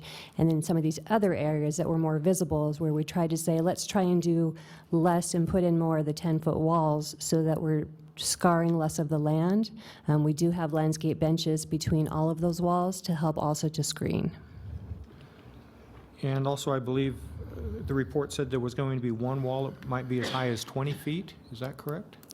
Potentially it could, correct. Okay, thank you. Thank you. Anyone else?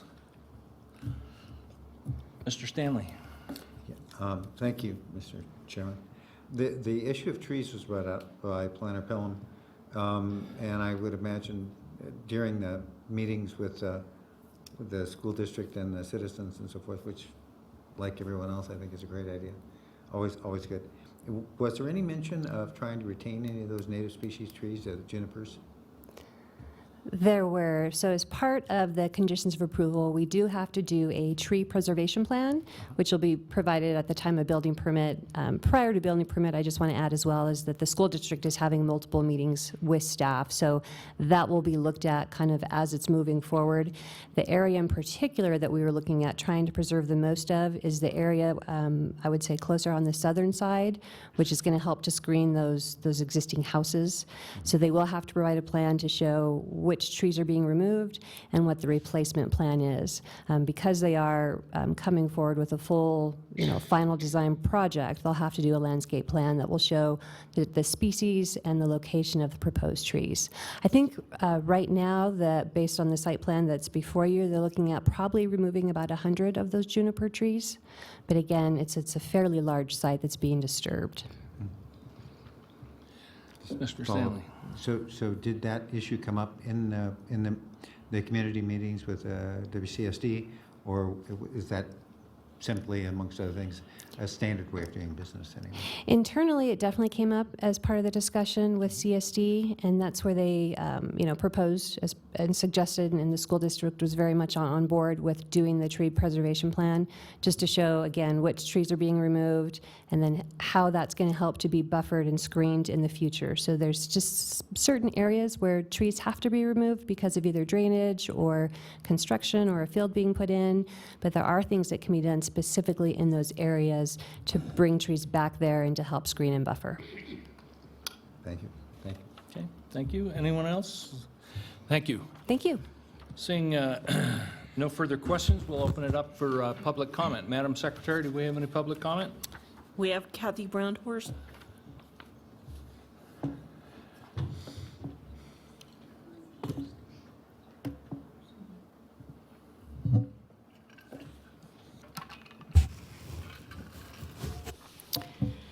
My name is Kathy Brandhorst, and I'm also the United States President. There was blood and flesh.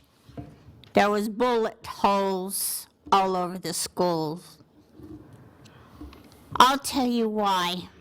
It was prostitution. The prostitution in the school, yes. You had to go in with your machine gun to make sure the children were not going to tell you exactly what was going on in the school.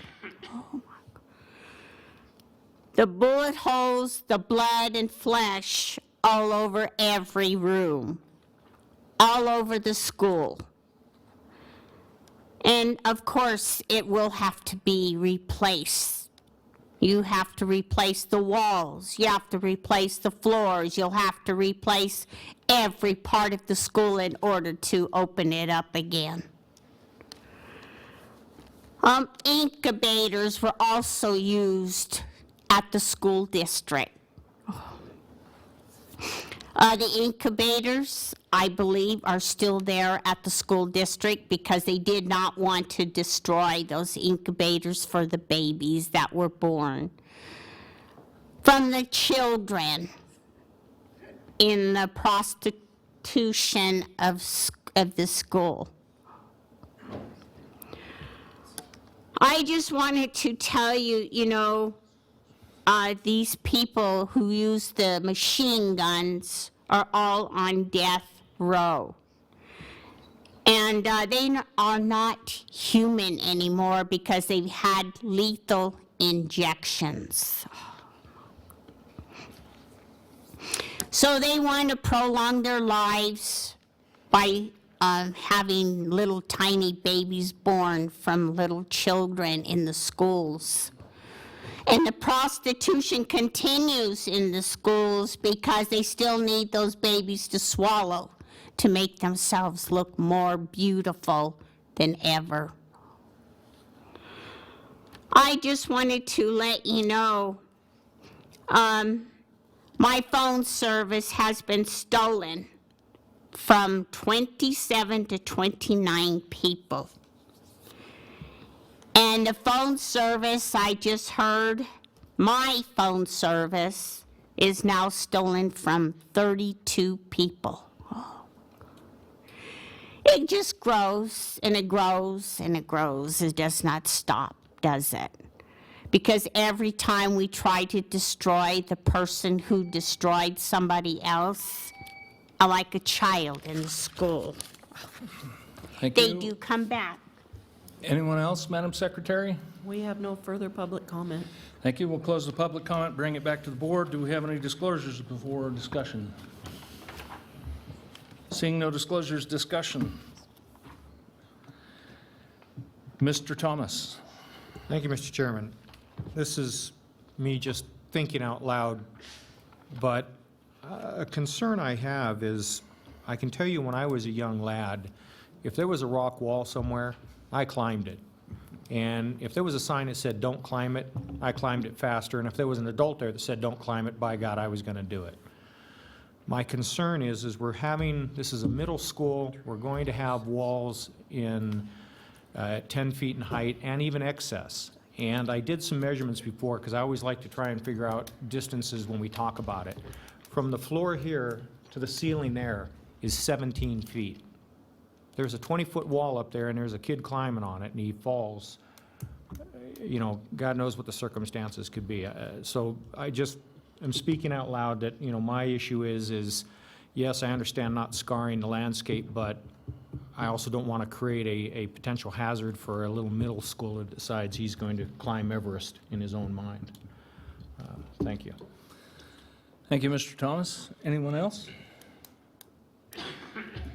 Seeing no further discussion, however, I would say, Mr. Thomas, I echo your thoughts and your concerns. I have no doubt that somebody's probably going to break a leg or an ankle, but that being said, I think that we really need to move forward. So, thank you. So, the chair will entertain a motion.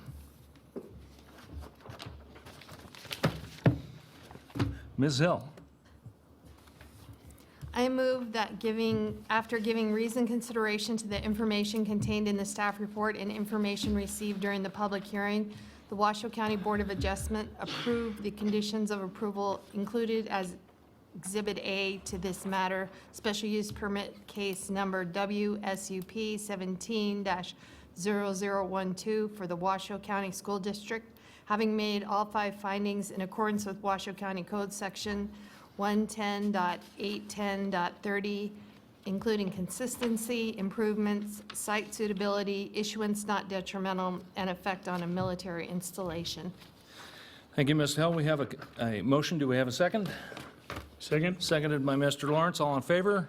None opposed. Motion carries unanimously. Thank you. Moving on to item 9E, Variance case number WPVAR 17-0004, Greenview HOA, and Ms. Kraus.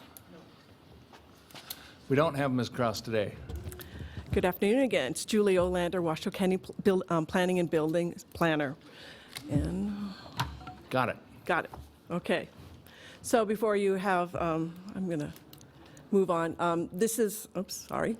So this is for a variance for the Greenview HOA, which is located in Incline Village. The property is zoned low-density urban. Currently, the setback requirements for LDU is 15 feet in the front and rear and 5 foot in the side. This HOA, this condominium unit, is located in cul-de-sac. It was built in 1979 without garages.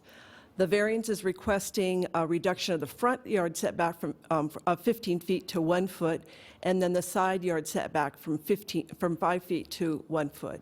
And they're proposing to put in 2 double-car garages in the common area. This is the a view from the cul-de-sac. Where the boat is located is where they're proposing to put one of the garages, and where the red vehicle is where they're proposing to put the other garage.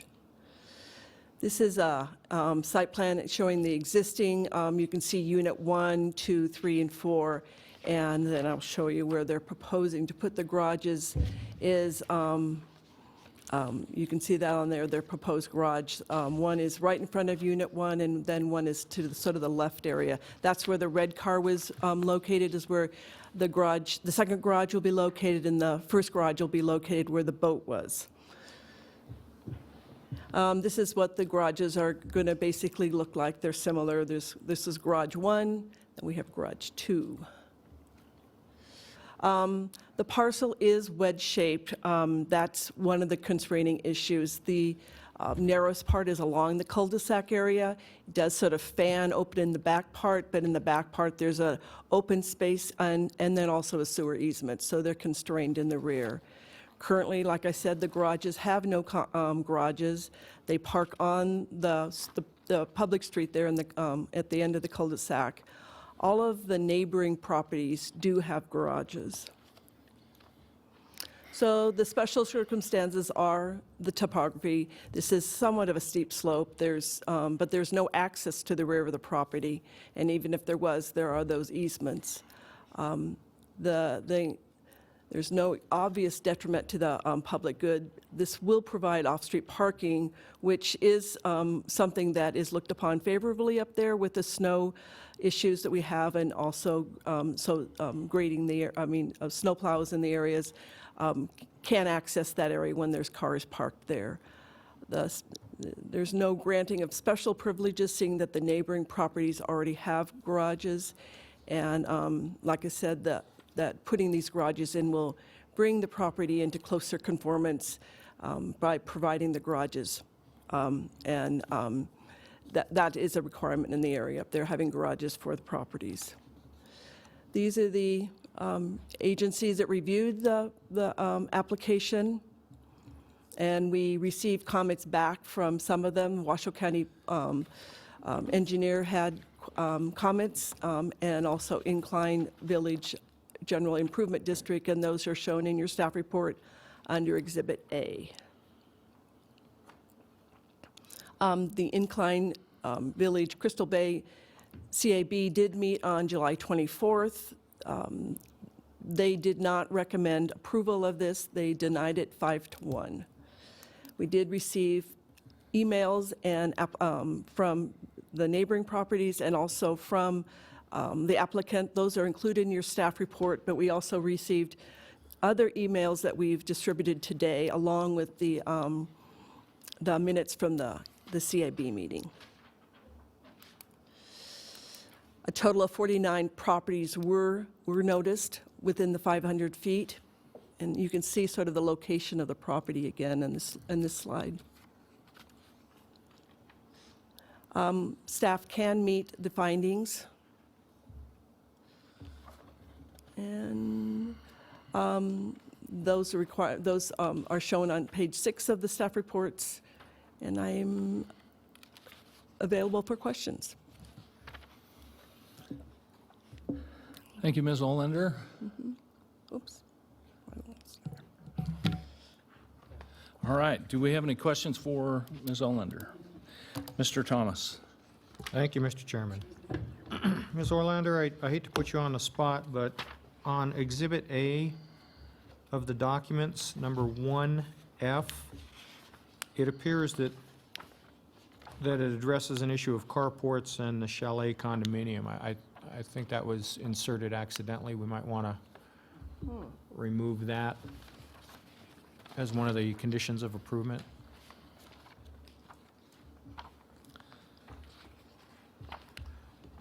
Exhibit A 1F. Yeah, I'm trying to find, sorry. It's okay. Oh, yeah.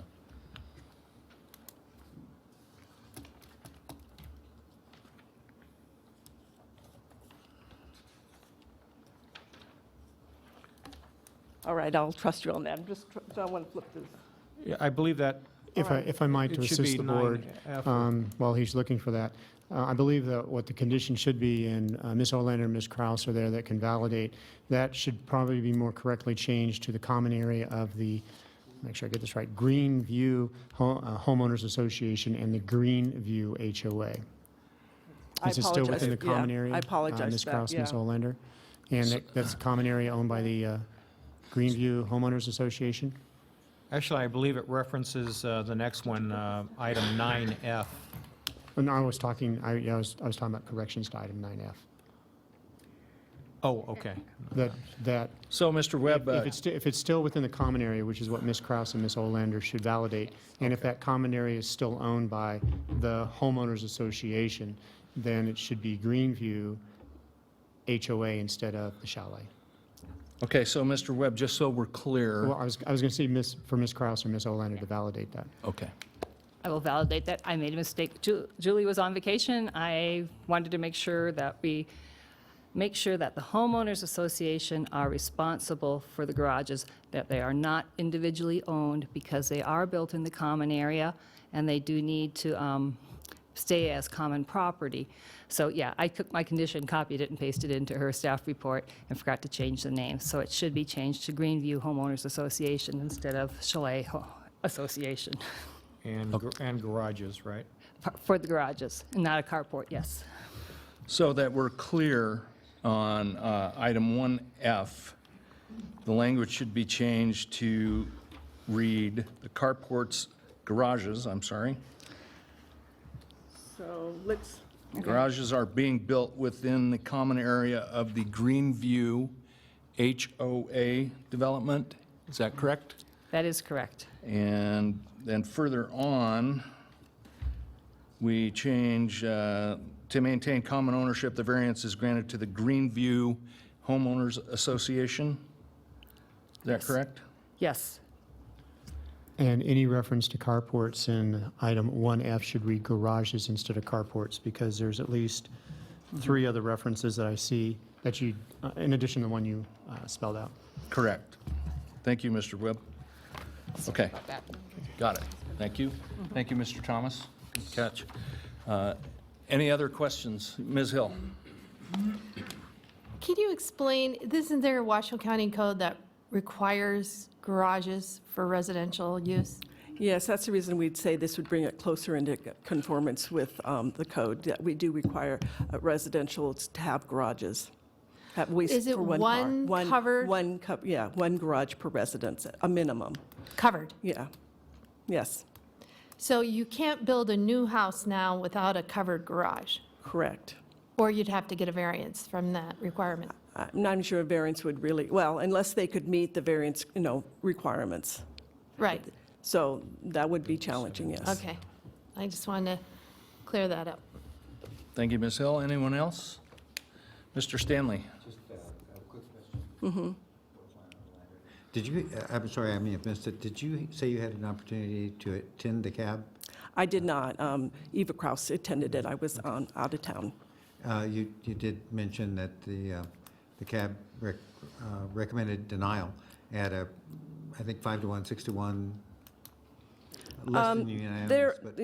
There was a turnout of people that voiced some concerns, and that, I think, gave them direction to deny it.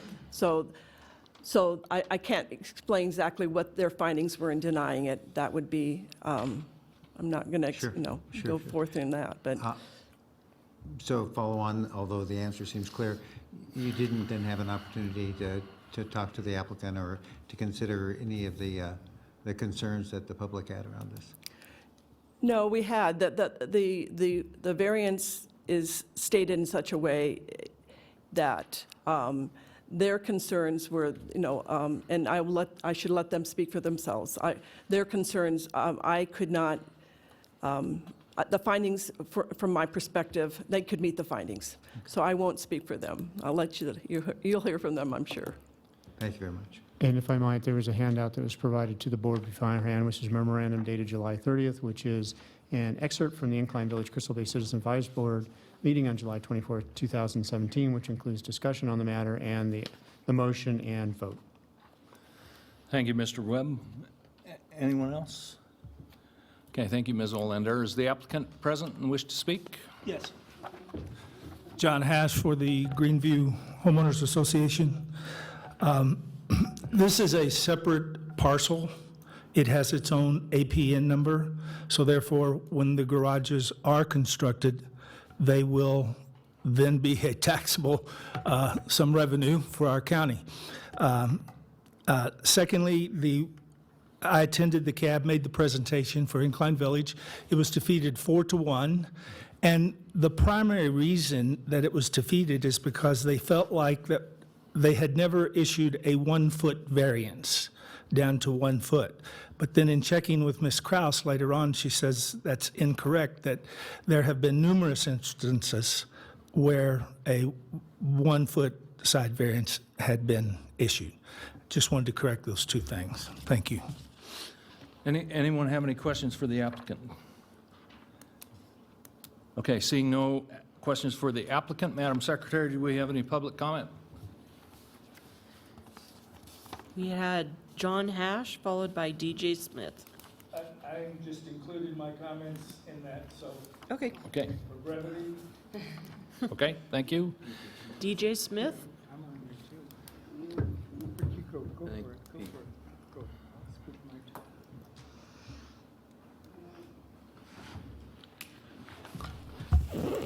Good afternoon. I'm DJ Smith, and my wife Diane and I are here.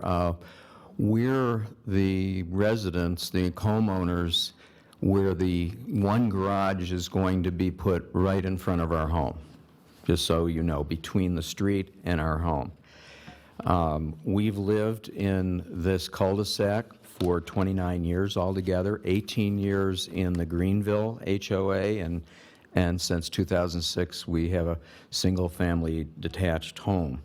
As there were many reasons, I think, that the CAB voted against this, one of which was just the fire, closeness of the structures if you jam a two-car garage into this space, and the other was had to do with snow removal, and I think our chairman from CAB will talking to you about that.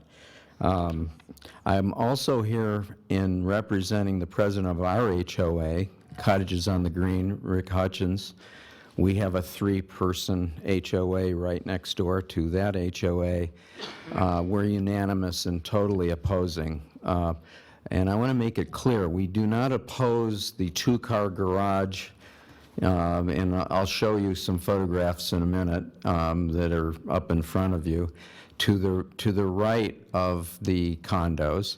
In fact, we think there's adequate room for a 4-car garage at that location that no one would oppose. What we're opposing is the one that will replace basically 2 open parking spaces in front of our home that have always been there. As I said, we lived there for 18 years without garages.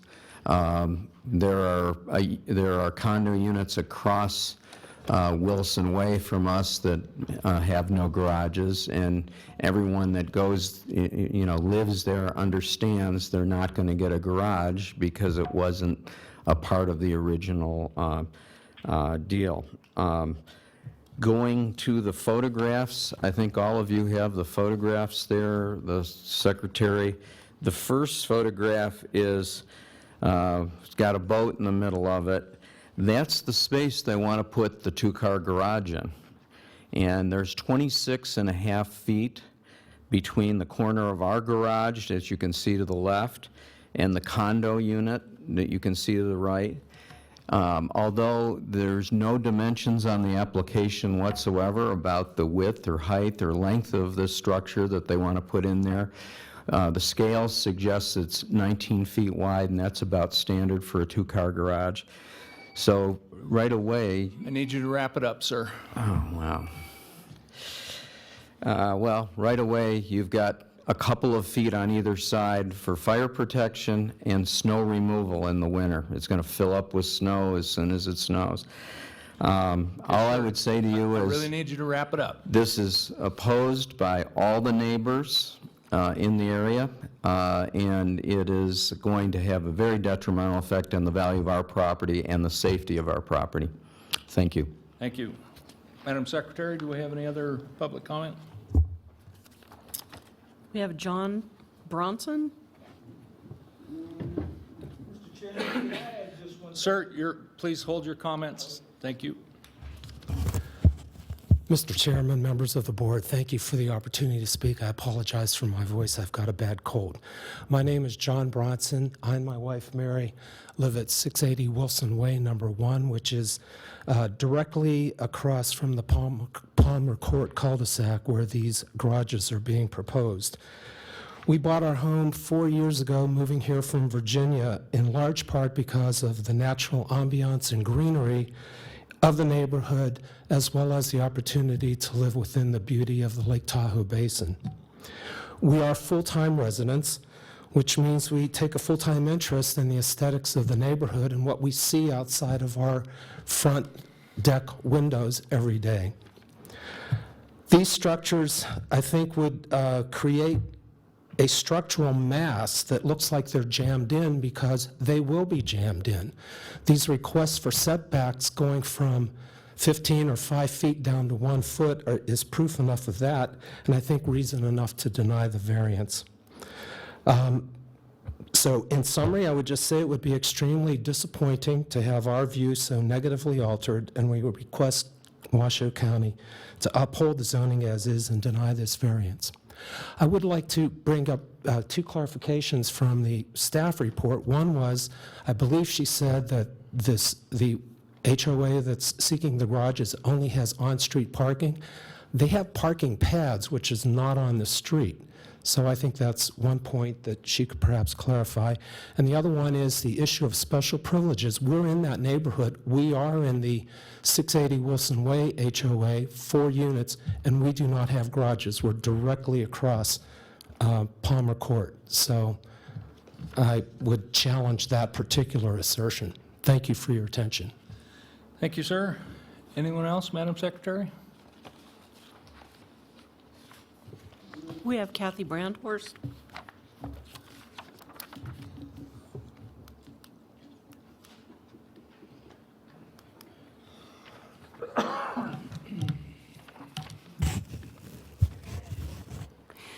My name is Kathy Brandhorst, and I'm also the United States President. Breaking and entering. You know, this place is, this home, this house belongs to somebody, and you're allowing them to break in whenever they feel like it. Destroying property is another issue, too, on this property. Not only that, they destroyed belongings inside the house. They also steal and murder people inside the house in order to steal this house. Oh my. The people were always chopped up, bullet holes, and also they were smashed. Oh. My hammer was missing for a few days. Oh. And I know that the person inside the house had his head beaten with my hammer. This is really horrible that you people have to steal somebody's home, somebody's house. You don't live there, so why do you try? Yeah, you're going to try and try and try until you move into somebody else's place, somebody else's house, somebody else's home. I also recognize the motorized little scooter that was stolen from the inside of the house. Oh.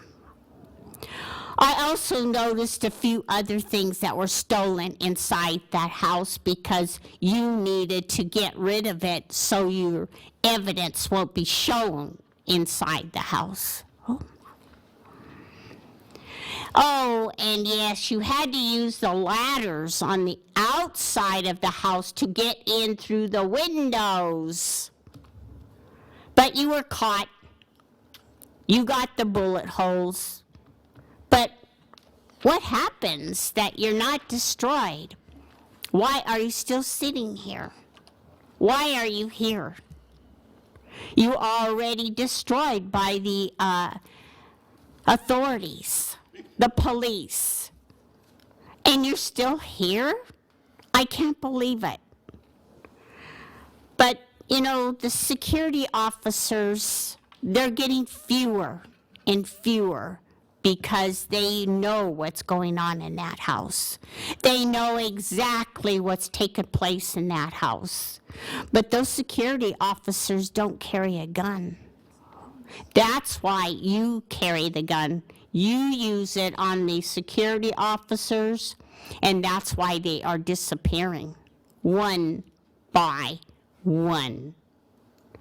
But you're adding a garage? No way. You have to repair the house. That's what the problem is. You have to put the walls back. Thank you. Anyone else, Madam Secretary? Yes, we have Pete Todorov.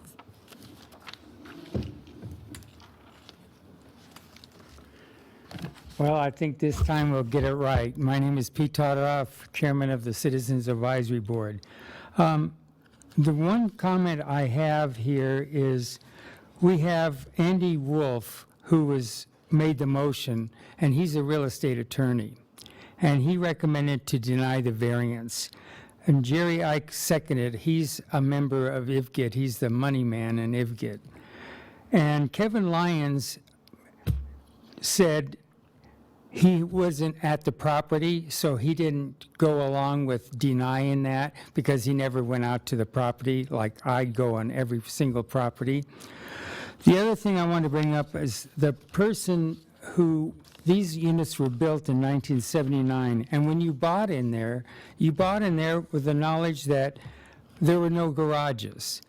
And there's a house behind this unit, and it would be, the snow on the roof would go right down where, by the fire hydrant. The fire hydrant's next to the unit where the boat is, right to the left-hand side where the boat is facing the boat, facing the property in the back, and there's a fire hydrant there. Now, if they build it right up to a foot of the property, how is the fire hose going to take care of the house in the back? There's just no possible way, because as you know, our average snowfall up there is usually 20 feet a year, and we exceeded that this year. So I just wanted to point those two things out. Majority of the board denied it, and the reason why is because what I have stated. So, and that's what I recommend is, and I was the one that said deny it as well. So I figured it imposes a detriment to the house behind it. Thank you. Thank you. Last call, Madam Secretary. Anyone else? We have no further public comment. Thank you. We'll bring it back to the board for discussion. Before we have discussion, any disclosures? Seeing none, we'll open it up for discussion among the board. Anyone? Mr. Thomas. This must be my day today. Thank you, Mr. Chairman. Like Mr. Todorov did, I also went out there and looked at the property. And I think there is a few things of importance that need to be known is, as stated earlier, there are pads out there. You're right, it is not a garage, but there is off-street parking with the pads both directly in front of the unit and then off basically to the right of the units looking at them. Where these garages are scheduled to be placed, looking at them, it would be extremely, extremely tight, especially on that one photo from the where the boat is parked going over there. I even question whether there was even enough room to do it when I stood there and looked at the property. On the other side, going, I guess, east of that, northeast of that, it does slope down. There is some further open area over there, wider areas that would not be right in front of the other condos or the other residences there on that street. So, having been there myself, having looked at it myself, I don't believe it's an issue for parking because it is not on the street. However, if they wanted garages, I think there are other places for them. But again, as it was stated back in 1979, they weren't required. And when you buy the condo, you knew what you're getting from now and this point forward. Thank you. Thank you, Mr. Thomas. Mr. Stanley?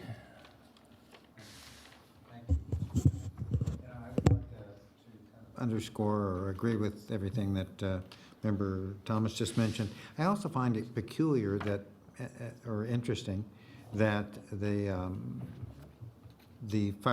appropriate jurisdictional fire group didn't comment on that, the fire danger there. And so that's of interest also. And I'm just having a difficult time, given all the facts, finding there's a compelling need, a compelling requirement. I understand how it's doable, theoretically, but compelling need, I'm missing that part. I can't make it that far. Thank you, Mr. Stanley. Anyone else? Mr. Lawrence? Thank you, Mr. Chair. Yeah, this is certainly a difficult issue for sure. I can see where the hardship is evident in this application, whereby there's an open space easement, there's a restriction of the access at the rear of the property due to sewer easement that crosses the rear of the property just below the condominium units. And there was another one in here too regarding something as well. Essentially, I can see where this would, under any other circumstance, certainly meet the definition, in my mind, for a variance. And I still question, I have a note written here on this map, which really helped a lot. Is there another suitable location to build the garage on this lot? And I've never really felt that I received that information here. It would be nice if somebody said, X is a spot and X over here where this could be done with no problem, which would make this a little bit easier.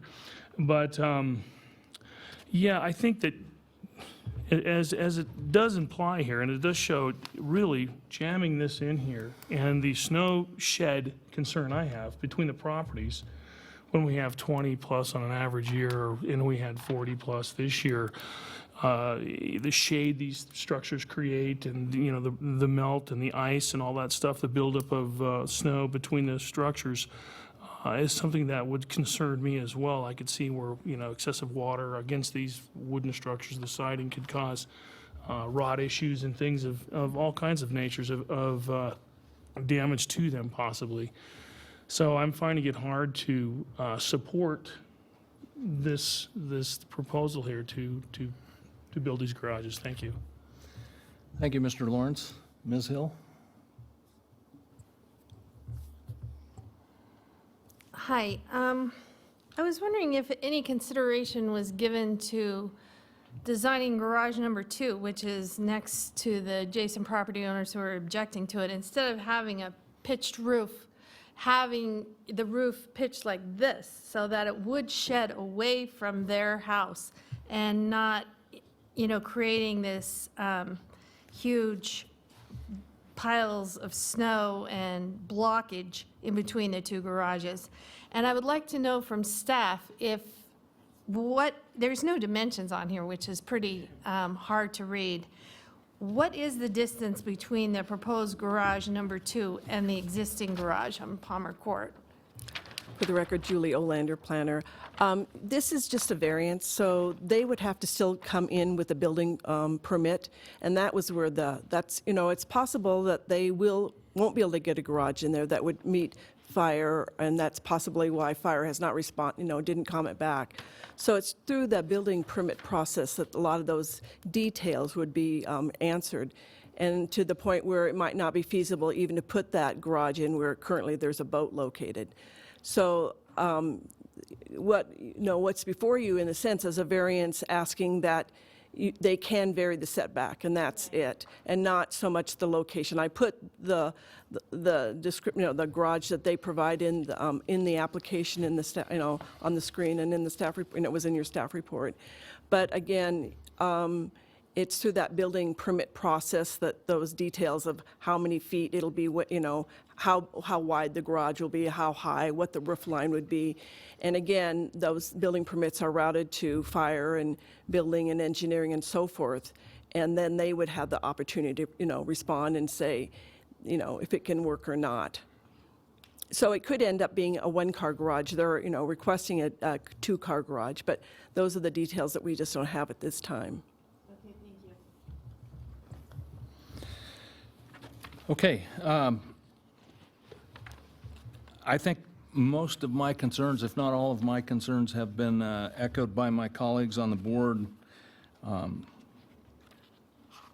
Even though they were built in '79 when a garage was not required, the folks who bought the units realized there's no garage when you bought it. So to me, if we were to grant this variance, we would be granting a special privilege. And we can't do that. And I cannot make the required findings. So that's where I'm at. So having all the discussion, the chair will entertain a motion.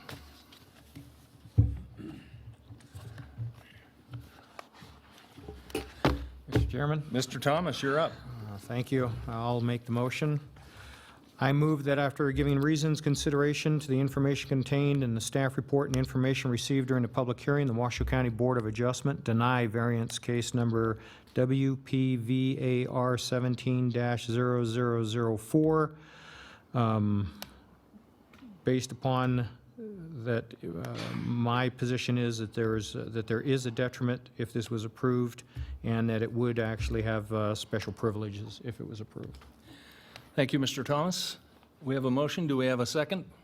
Seconded by Mr. Stanley. All in favor? Aye. Opposed? Abstain. One abstention. Motion carries with 4 in favor and 1 abstention. Thank you. Moving on to... Appeal procedure. Oh, yes. I'm sorry. Mr. Webb, can you read the appeal procedure, please? Mr. Chair, we need to address procedurally the abstention issue. Unless you're abstaining because of a conflict of interest, which has to be disclosed, there is no provision in the law to abstain on an issue. What was that? Did you follow that? No, I didn't. You can't abstain. Unless you have a conflict of interest under the law, you got can't it. abstain. Yes. Got it. So, Ms. Hill, you have to vote yea or nay. I'm yay. Motion carries unanimously. Thank you, Mr. Thank you. Edwards. So for the record and at the request of the chair, this, as read previously, Board of Adjustment actions on denials are appealable to the Board of County Commissioners. There's an application. That application must be in writing to the Planning and Building Division within 10 days after the action order for this item is mailed to the applicant and also posted with the Secretary of the Board. Thank you, Mr. Webb. Moving on to item 9F, variance case number WPVAR 17-0006, the chalets, and we have Ms. Kraus. Boy, you guys are a tough board today. No, just teasing. This is, okay, Eva Kraus, planner with CSD. This is a variance for the chalets. This is a condominium project in Incline Village, just below the Championship Golf Course. Basically, it's a 6-unit condominium project built in 1969. They have a stream environment zone that traverses the site. The existing parking lot covers that stream environment, a portion of the stream environment zone. So they can't really move it to another place where they would disturb other parts of the stream environment zone. They are actually trying to remove some of the coverage out of the SEZ and move it to a higher quality, a higher, they have a higher capability, that's the word, land classification. Like I said, this abuts the driving range of the Incline Village Championship Golf Course. And the real biggest problem right now is those golf balls come way over that driving range fence and have damaged vehicles, and they are a safety hazard to the public. So,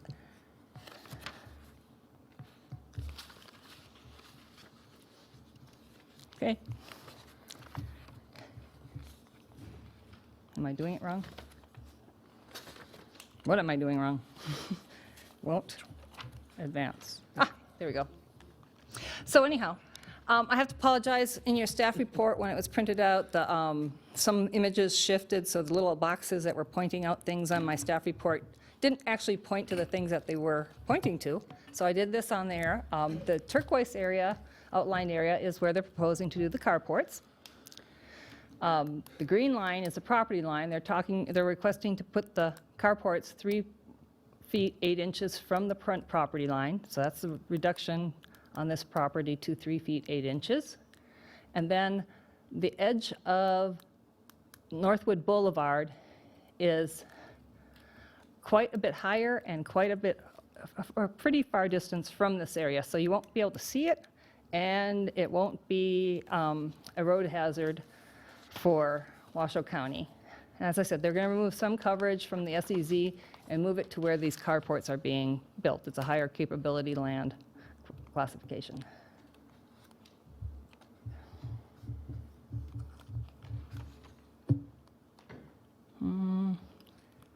Having difficulty with this thing.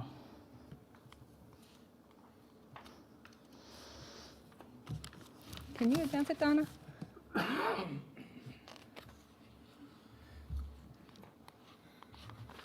Oh, I'm going to go back. No.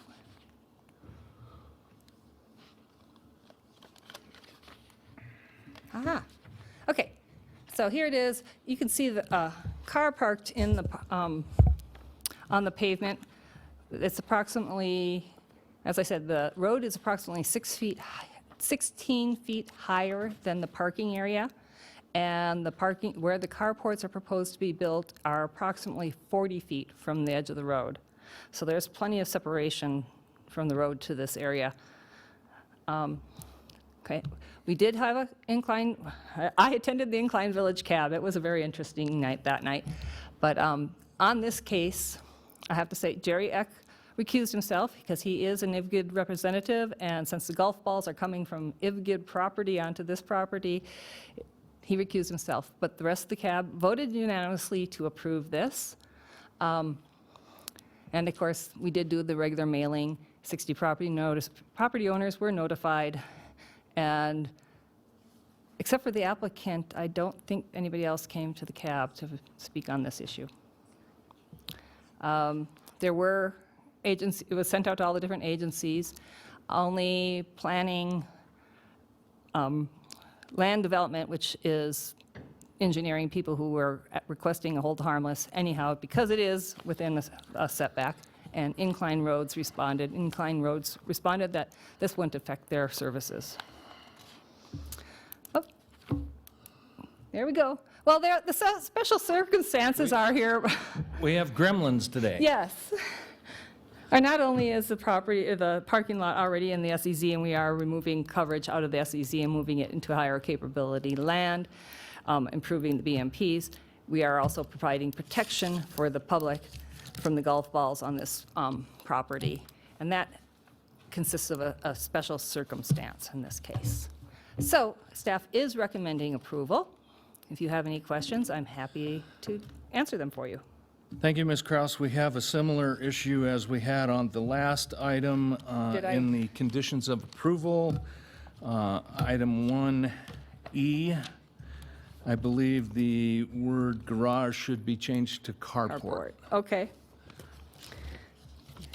Just want to make sure that we're correct there. I appreciate that.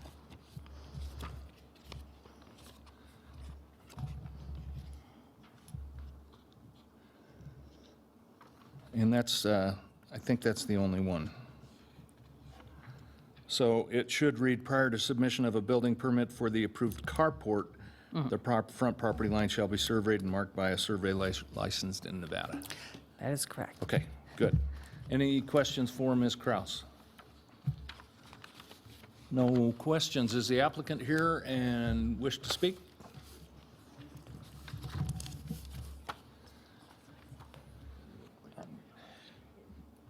Before we have you speak, I'm going to do something a little bit out of order. You're good? Yeah. Okay, never mind. Mr. Chair, if it relates to a disclosure, it should happen at the front end of the item, so now would be a good time. Okay. So since I didn't do it at the front end of the item, would you like me to do it now? Yes, I think now would be good. Okay, thank you, Mr. Edwards. Do we have any disclosures on this item? Yes, I need to recuse myself from this item for having worked with the homeowners association. What, worked with them how? As you can see in the staff summary, I did the applications for the site assessment and the land capability and land coverage verifications. For this project? Yes, Okay. Was that for compensation with them? yes. Okay. All right. Yeah, thank you for the disclosure. I think that's valid, and I think it's a valid recusal, and I think it makes sense to go. The law doesn't require you to leave the room, but I would say it's better if you go hang out in the foyer and we send someone out when we're done. Okay. Thanks. Thank you. All right, sir. If you wait just a minute until Ms. Hill exits the room, we'll be in good shape.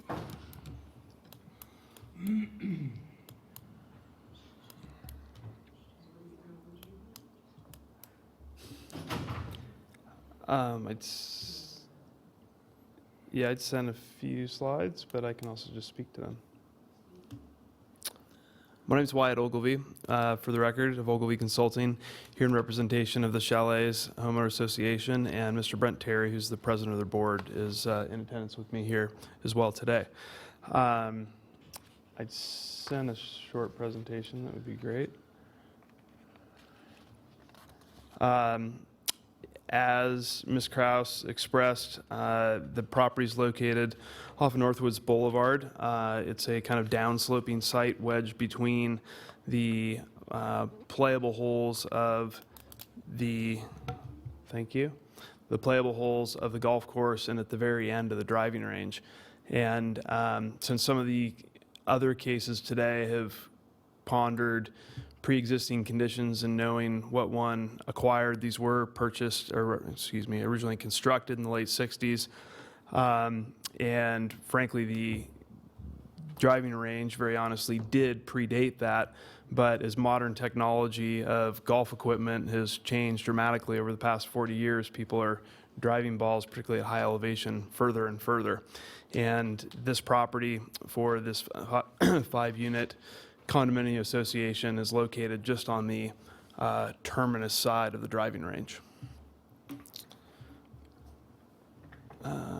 Whoops. So as Ms. Kraus identified, there's a stream environment zone that bisects the site running from north to south, coming off the golf course and through the property. That limits what the design considerations are for location of the carport. Most of that land coverage today is an uncovered parking area, and the design proposal removes part of that stream environment zone, as Ms. Kraus stated, putting it into the high capability land uphill closer to the road. However, given the steep slope and the vegetation, it's very, frankly, when I first got a call from Mr. Terry of the association, I've driven up and down this road for years and didn't know this small little enclave existed downhill off this turn. See if I... So these are pictures actually looking north and south from the existing parking pad with Northwoods Boulevard proximate. This is looking uphill towards Northwoods Boulevard where you don't see the street, and then looking the other direction where you can make out in the right image the golf course net that borders the property. And this is a view of the property from Northwoods Boulevard itself. So the existing issues, the adjacent golf course causes frequent damage to vehicles parked in the lot. We view it as a potential health and safety hazard. And as has been contemplated earlier today, existing parking as non-conforming structured parking is presently required for multifamily projects. Because of the land coverage constraint and the SEZ constraint for relocation, there's no viable means to actually provide garages because they'd require a wider footprint than a carport because of separating walls. The proposed project proposes 5 structured parking spaces and 5 surface parking spaces. It results in a reduction in the front yard setback from 15 to 3 feet, 8 inches in order to build the proposed covered parking. However, it does have a much greater effective setback, as Ms. Kraus stated. It's effectively 40 feet from the edge of pavement. And as I've already stated, the vegetated slope between the proposed structure and Northwood Boulevard really will screen that structure where there's not any visual impediment. And so we view this as increasing conformance of parking for the property and also improving the safety of not only personal property but public health and safety for the individuals visiting and residing there. So with that, we concur with staff findings and their recommendations to your board as well as the conditions of approval, and I'm happy to address any questions or comments that any of you may have. Thank you. Anyone have any questions? Mr. Thomas. Thank you, Mr. Chairman. What is the size of that parking lot right there that you're talking about right now? It results in, I don't know if I have the square footage readily available. I could probably get to that. It's, but we're proposing 11, the parking's not completely structured today or striped, if you will. So it results in 11 parking spaces for 5 units, allowing for 2 per unit plus 1, guest or delivery space. And that's where they're parking in front of the residence and parking across from the residence, is that right? No, it's actually I'll go back to the site plan here. It's where you want to put the carport. There's parking right there where you want to put the carports now. Yeah, correct. I mean, we're slightly relocating it because of one, to reduce the land coverage, and because of the SEZ limitation. TRPA limits how much that existing drive aisle approach. Do I have a pointer on here? Maybe, is there a pointer on this? Is it that? Oh. No. Okay. I'll try to do it verbally. Okay. Whoop. What do we do? What did I do? I got over to your presentation. Well, I guess the majority of the parking is in the same location today. So yes, I mean, a surface parking lot isn't considered a structure under county code. Therefore, we are pushing that parking lot closer to Northwoods Boulevard. So if you look, I don't have a pointer, but the north end of the screen, the carport where the arrows are pointing is shaded. And if you look just above the proposed carport towards the top of the screen, there's a little triangle there. That's the edge corner today of the paved parking. How many trees are you going to have to take out? Not many. I mean, most of the trees are on that hilled slope. Let me pull up a more detailed view here.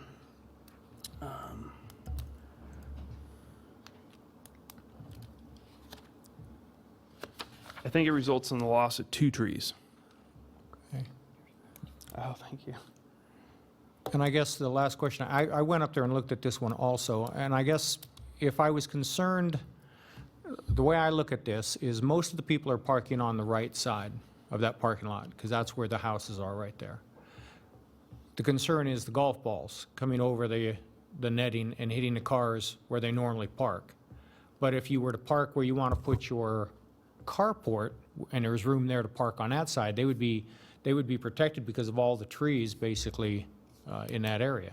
So how come we're not just parking the cars further back into the trees on the left-hand area there?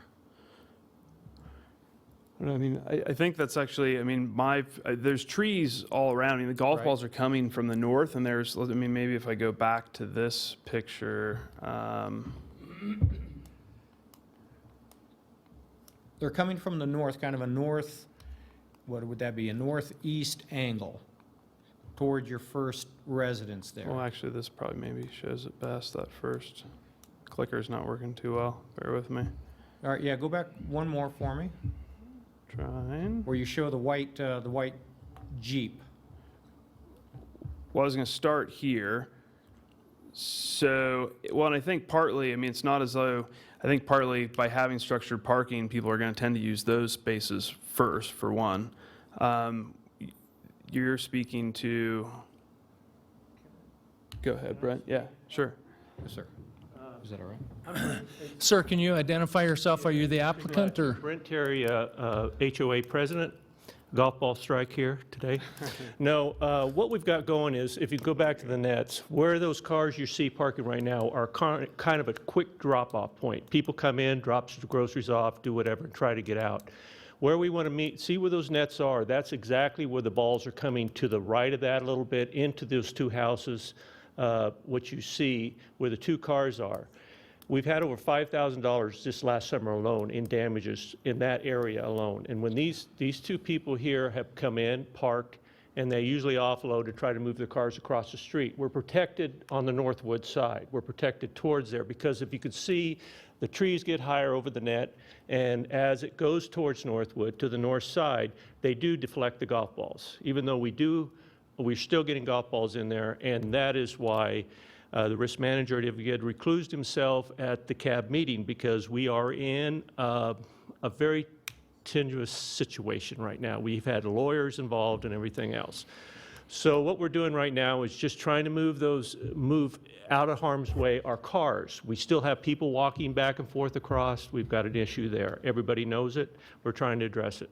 So that's kind of what we're looking at. If you came down to our cul-de-sac, you can see where those cars are parked and look at exactly where the net is, and that's where all of our balls are entering. So. And I'm trying to give these board members an idea also of what's occurring. Where that white Jeep is, that's parked more or less towards the front of the residence. Yes, it is. Okay. It's parked into the residence. Yes. The back side of the Jeep, if you were to walk, right to your left here on that picture, that's where you want to put the carport. Yes, we want to put them right across the way. And there is a wide enough parking area over there right now. Right. Okay, so why wouldn't you just move your cars over there and then avoid being struck? Because since the are balls, coming in right the balls still come through the Yeah, trees. it's not as though they're only coming in one spot on the property. It deflects, the trees deflect a few of those balls. That net is kind of a misnomer. It goes all the way around where you're looking at, it goes towards Northwood another 60 to 80 feet. Okay. So we'll get, depending where the golf balls are hitting, usually on the range or the right or the left side, that's where there are incoming balls. Okay. Yeah, we're looking at one small section Yeah. of the back range fence where there's, whatever, 14, 16 tee boxes wide. Yeah. I mean, going back to the aerial. Yeah. And what we've got going right now is we had the golf course has had an analyst come out.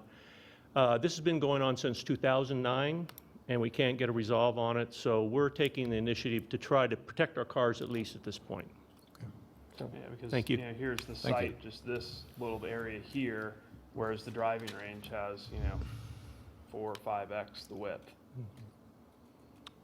Okay, thank you, Mr. Chairman. Thank you, Mr. Dramas. Anyone else? Okay, seeing no further questions, Madam Secretary, do we have any public comment?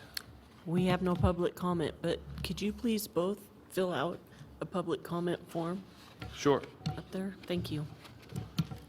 With no public comment, we'll close the public comment period, bring it back to the board for further discussion.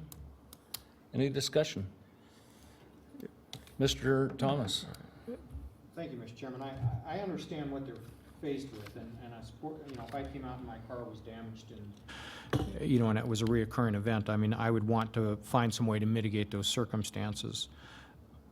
I guess from my position on the board, an exceptional hardship is, we're now down to golf balls, and I don't know if golf balls once in a while flying over the fence there create an undue hardship for everybody. I just don't know where, if we start down, to me, it's kind of a slippery slope as to what we approve and don't approve. Thank you. Thank you, Mr. Thomas. Mr. Stanley? I agree with Mr. Member Thomas. That I think the exception might be that there's a lemonade out of lemons opportunity here on the SEC, which might be an offset to the golf ball issue. In terms of weight of things, and again, I think if I got my car windows broken on several occasions, or if I had to dodge them and think, or had my grandkids in and was thinking, that was a near miss. I think that golf ball might get real important to me just for that one moment. So it seems to me, although I agree that it's a peculiar one, I think if you weigh the SEC and the fact that if I were there dodging them, I'd have a different view than as a theoretical issue. It seems to be net positive to me. Thank you, Mr. Stanley. Mr. Webb, you? If I might, for clarification, undue hardship is not a finding, special circumstances is, and that's under special circumstances is where staff's noted the golf balls. There is no undue hardship findings required for this variance. Thank you for that clarification, Mr. Webb. Mr. Lawrence? Yeah, just to reiterate, I can't see where we wouldn't do something with these flying golf balls to protect the public. I think we'd be remiss if we did not do that. And with that, I'd be willing to provide a motion when necessary. Thank you. I agree that this is an issue that's tough to decide, and I think it does boil down to somewhat of a public safety issue. I mean, it's not just cars. If you're walking in the wrong spot at the wrong time and get hit in the head by a golf ball, that could certainly be an issue, as the applicant pointed out. I don't really see any other issues with this one. So we'll bring it back to the board. The chair will entertain a motion. Mr. Lawrence.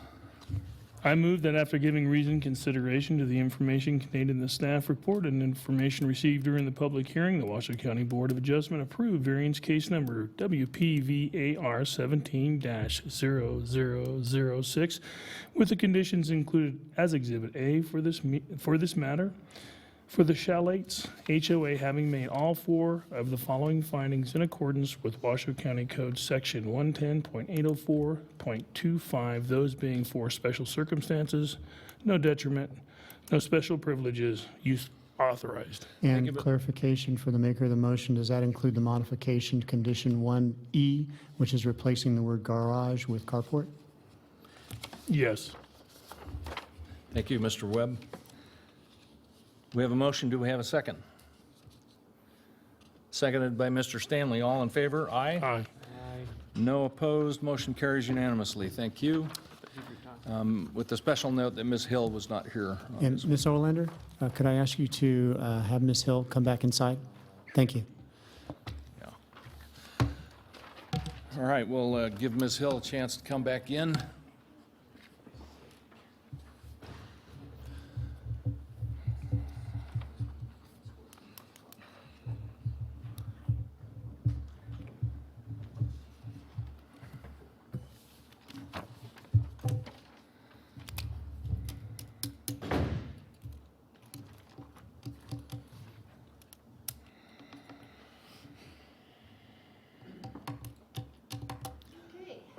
Welcome back. Thank you.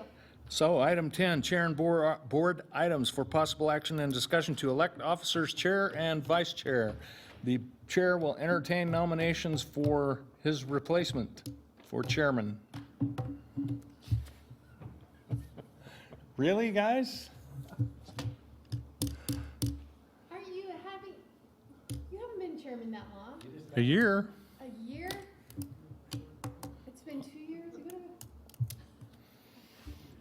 If I might, for the board's clarification, terms of office for the chair and the vice chair are 1 year, and there's a term limit of 2 terms. Chair cannot, or vice chair cannot serve 2 successive terms. Mr. Toulouse has been chair for a year, 1 term. Wow, time flies. So, Mr. Webb, did I understand you to say that you can only serve twice as chair? Or is it consecutive? 2 consecutive, Okay. back-to-back, one right after the other. Okay, got it. So the chair will entertain nominations. Nobody wants to, May I ask Mr. a question? yes, sir. What is his inclination for the second term? I'm fine with that. I mean, I don't really have any plans to go anywhere, so I'm fine with that. If it is the board's desire that I remain as chairman, I am willing to entertain that. Have to make a motion? Somebody needs to make a motion, yes. I'd like to make a motion. Good. Thank you, Mr. Chairman. I'd like to make a motion for Mr. Kim Toulouse to continue to be the chair for another term. So we have a motion. Do we have a second? Second. Seconded by Ms. Hill. All in favor? Aye. Can I abstain, Mr. Edwards? No. Aye. All right, motion carries unanimously. Vice Chair, Mr. Stanley. I would like to nominate Member Clay for that position. Second. We have a motion and we have a second. Any discussion? No. We're going to railroad you just like me. All in favor? Aye. Aye. None opposed, motion carries unanimously. Future agenda items. I don't have anything, but anybody else want anything on an agenda? No. Okay, we're beyond that. Requests for information from staff. Anyone have that? Any requests for information? Actually, I do. Okay, Mr. Thomas. Thank you, Mr. Chairman. We've done this once before, but I was wondering if we can have some research done as to, on the number of denials that we have made, let's say over a 12-month period of time, how many of those actually get appealed above us, and then how many of those appeals are overturned? So we might have a better idea as to, are we doing what we should be doing? Should we be talking to, Board of County Commissioners or something to see, a little bit better direction or something? But anyway, that'd be my recommendation.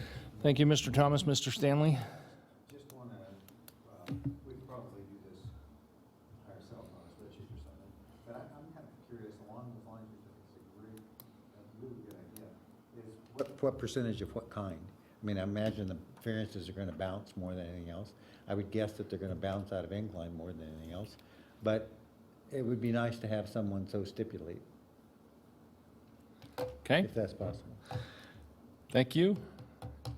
Anyone else? Okay, Director and Legal Counsel items. Mr. Webb, report on previous Board of Adjustment items.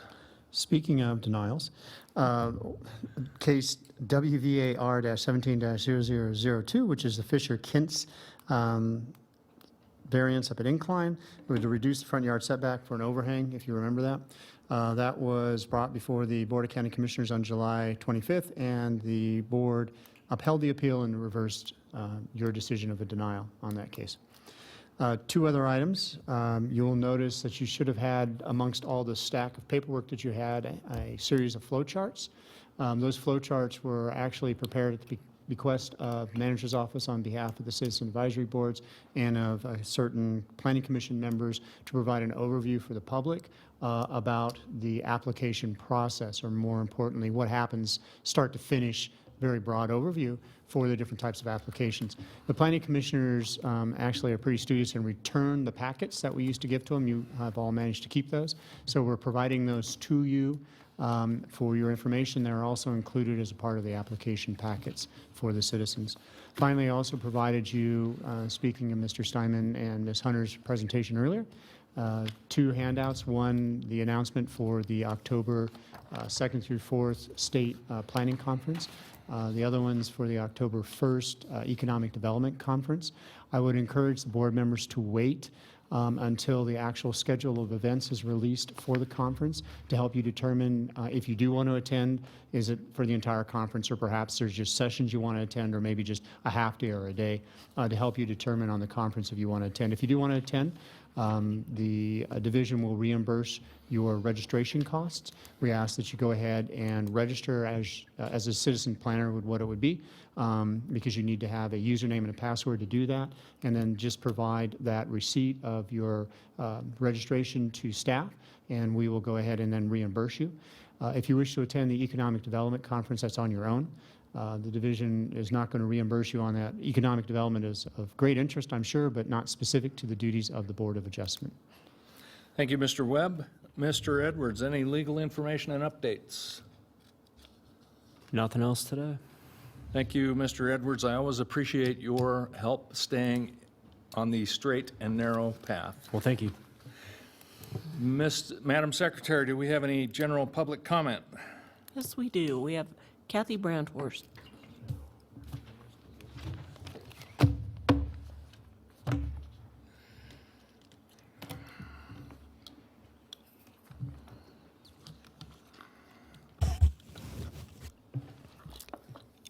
My name is Kathy Brandhorst, and I'm also the United States President. Where I live, we're still having lots of problems with squatters. They have to murder the people who live inside. I have a lady, she lives next door to me, but every day I find out that her body is thrown underneath her bed. Because she is a victim. And they want to still steal her apartment, whether she likes it or not. She won't have a place to live either. But not only that, they use her home for murders, hanging people by the neck, chopping heads, and not only that, it's blood and flesh again all over her home. They steal from her. They make sure that her grandchildren are dead, and they will keep their mouths shut about what's going on next door. But I just wanted to let you know, these people that are squatters, they all got evicted. They have evictions against them. The evictions are against them. They have to move, but they still refuse to move out. They come back with their machine guns. They start shooting down the authorities on the property. If it's the police, the sheriffs, the U.S. military, whoever responds, to our 911 calls.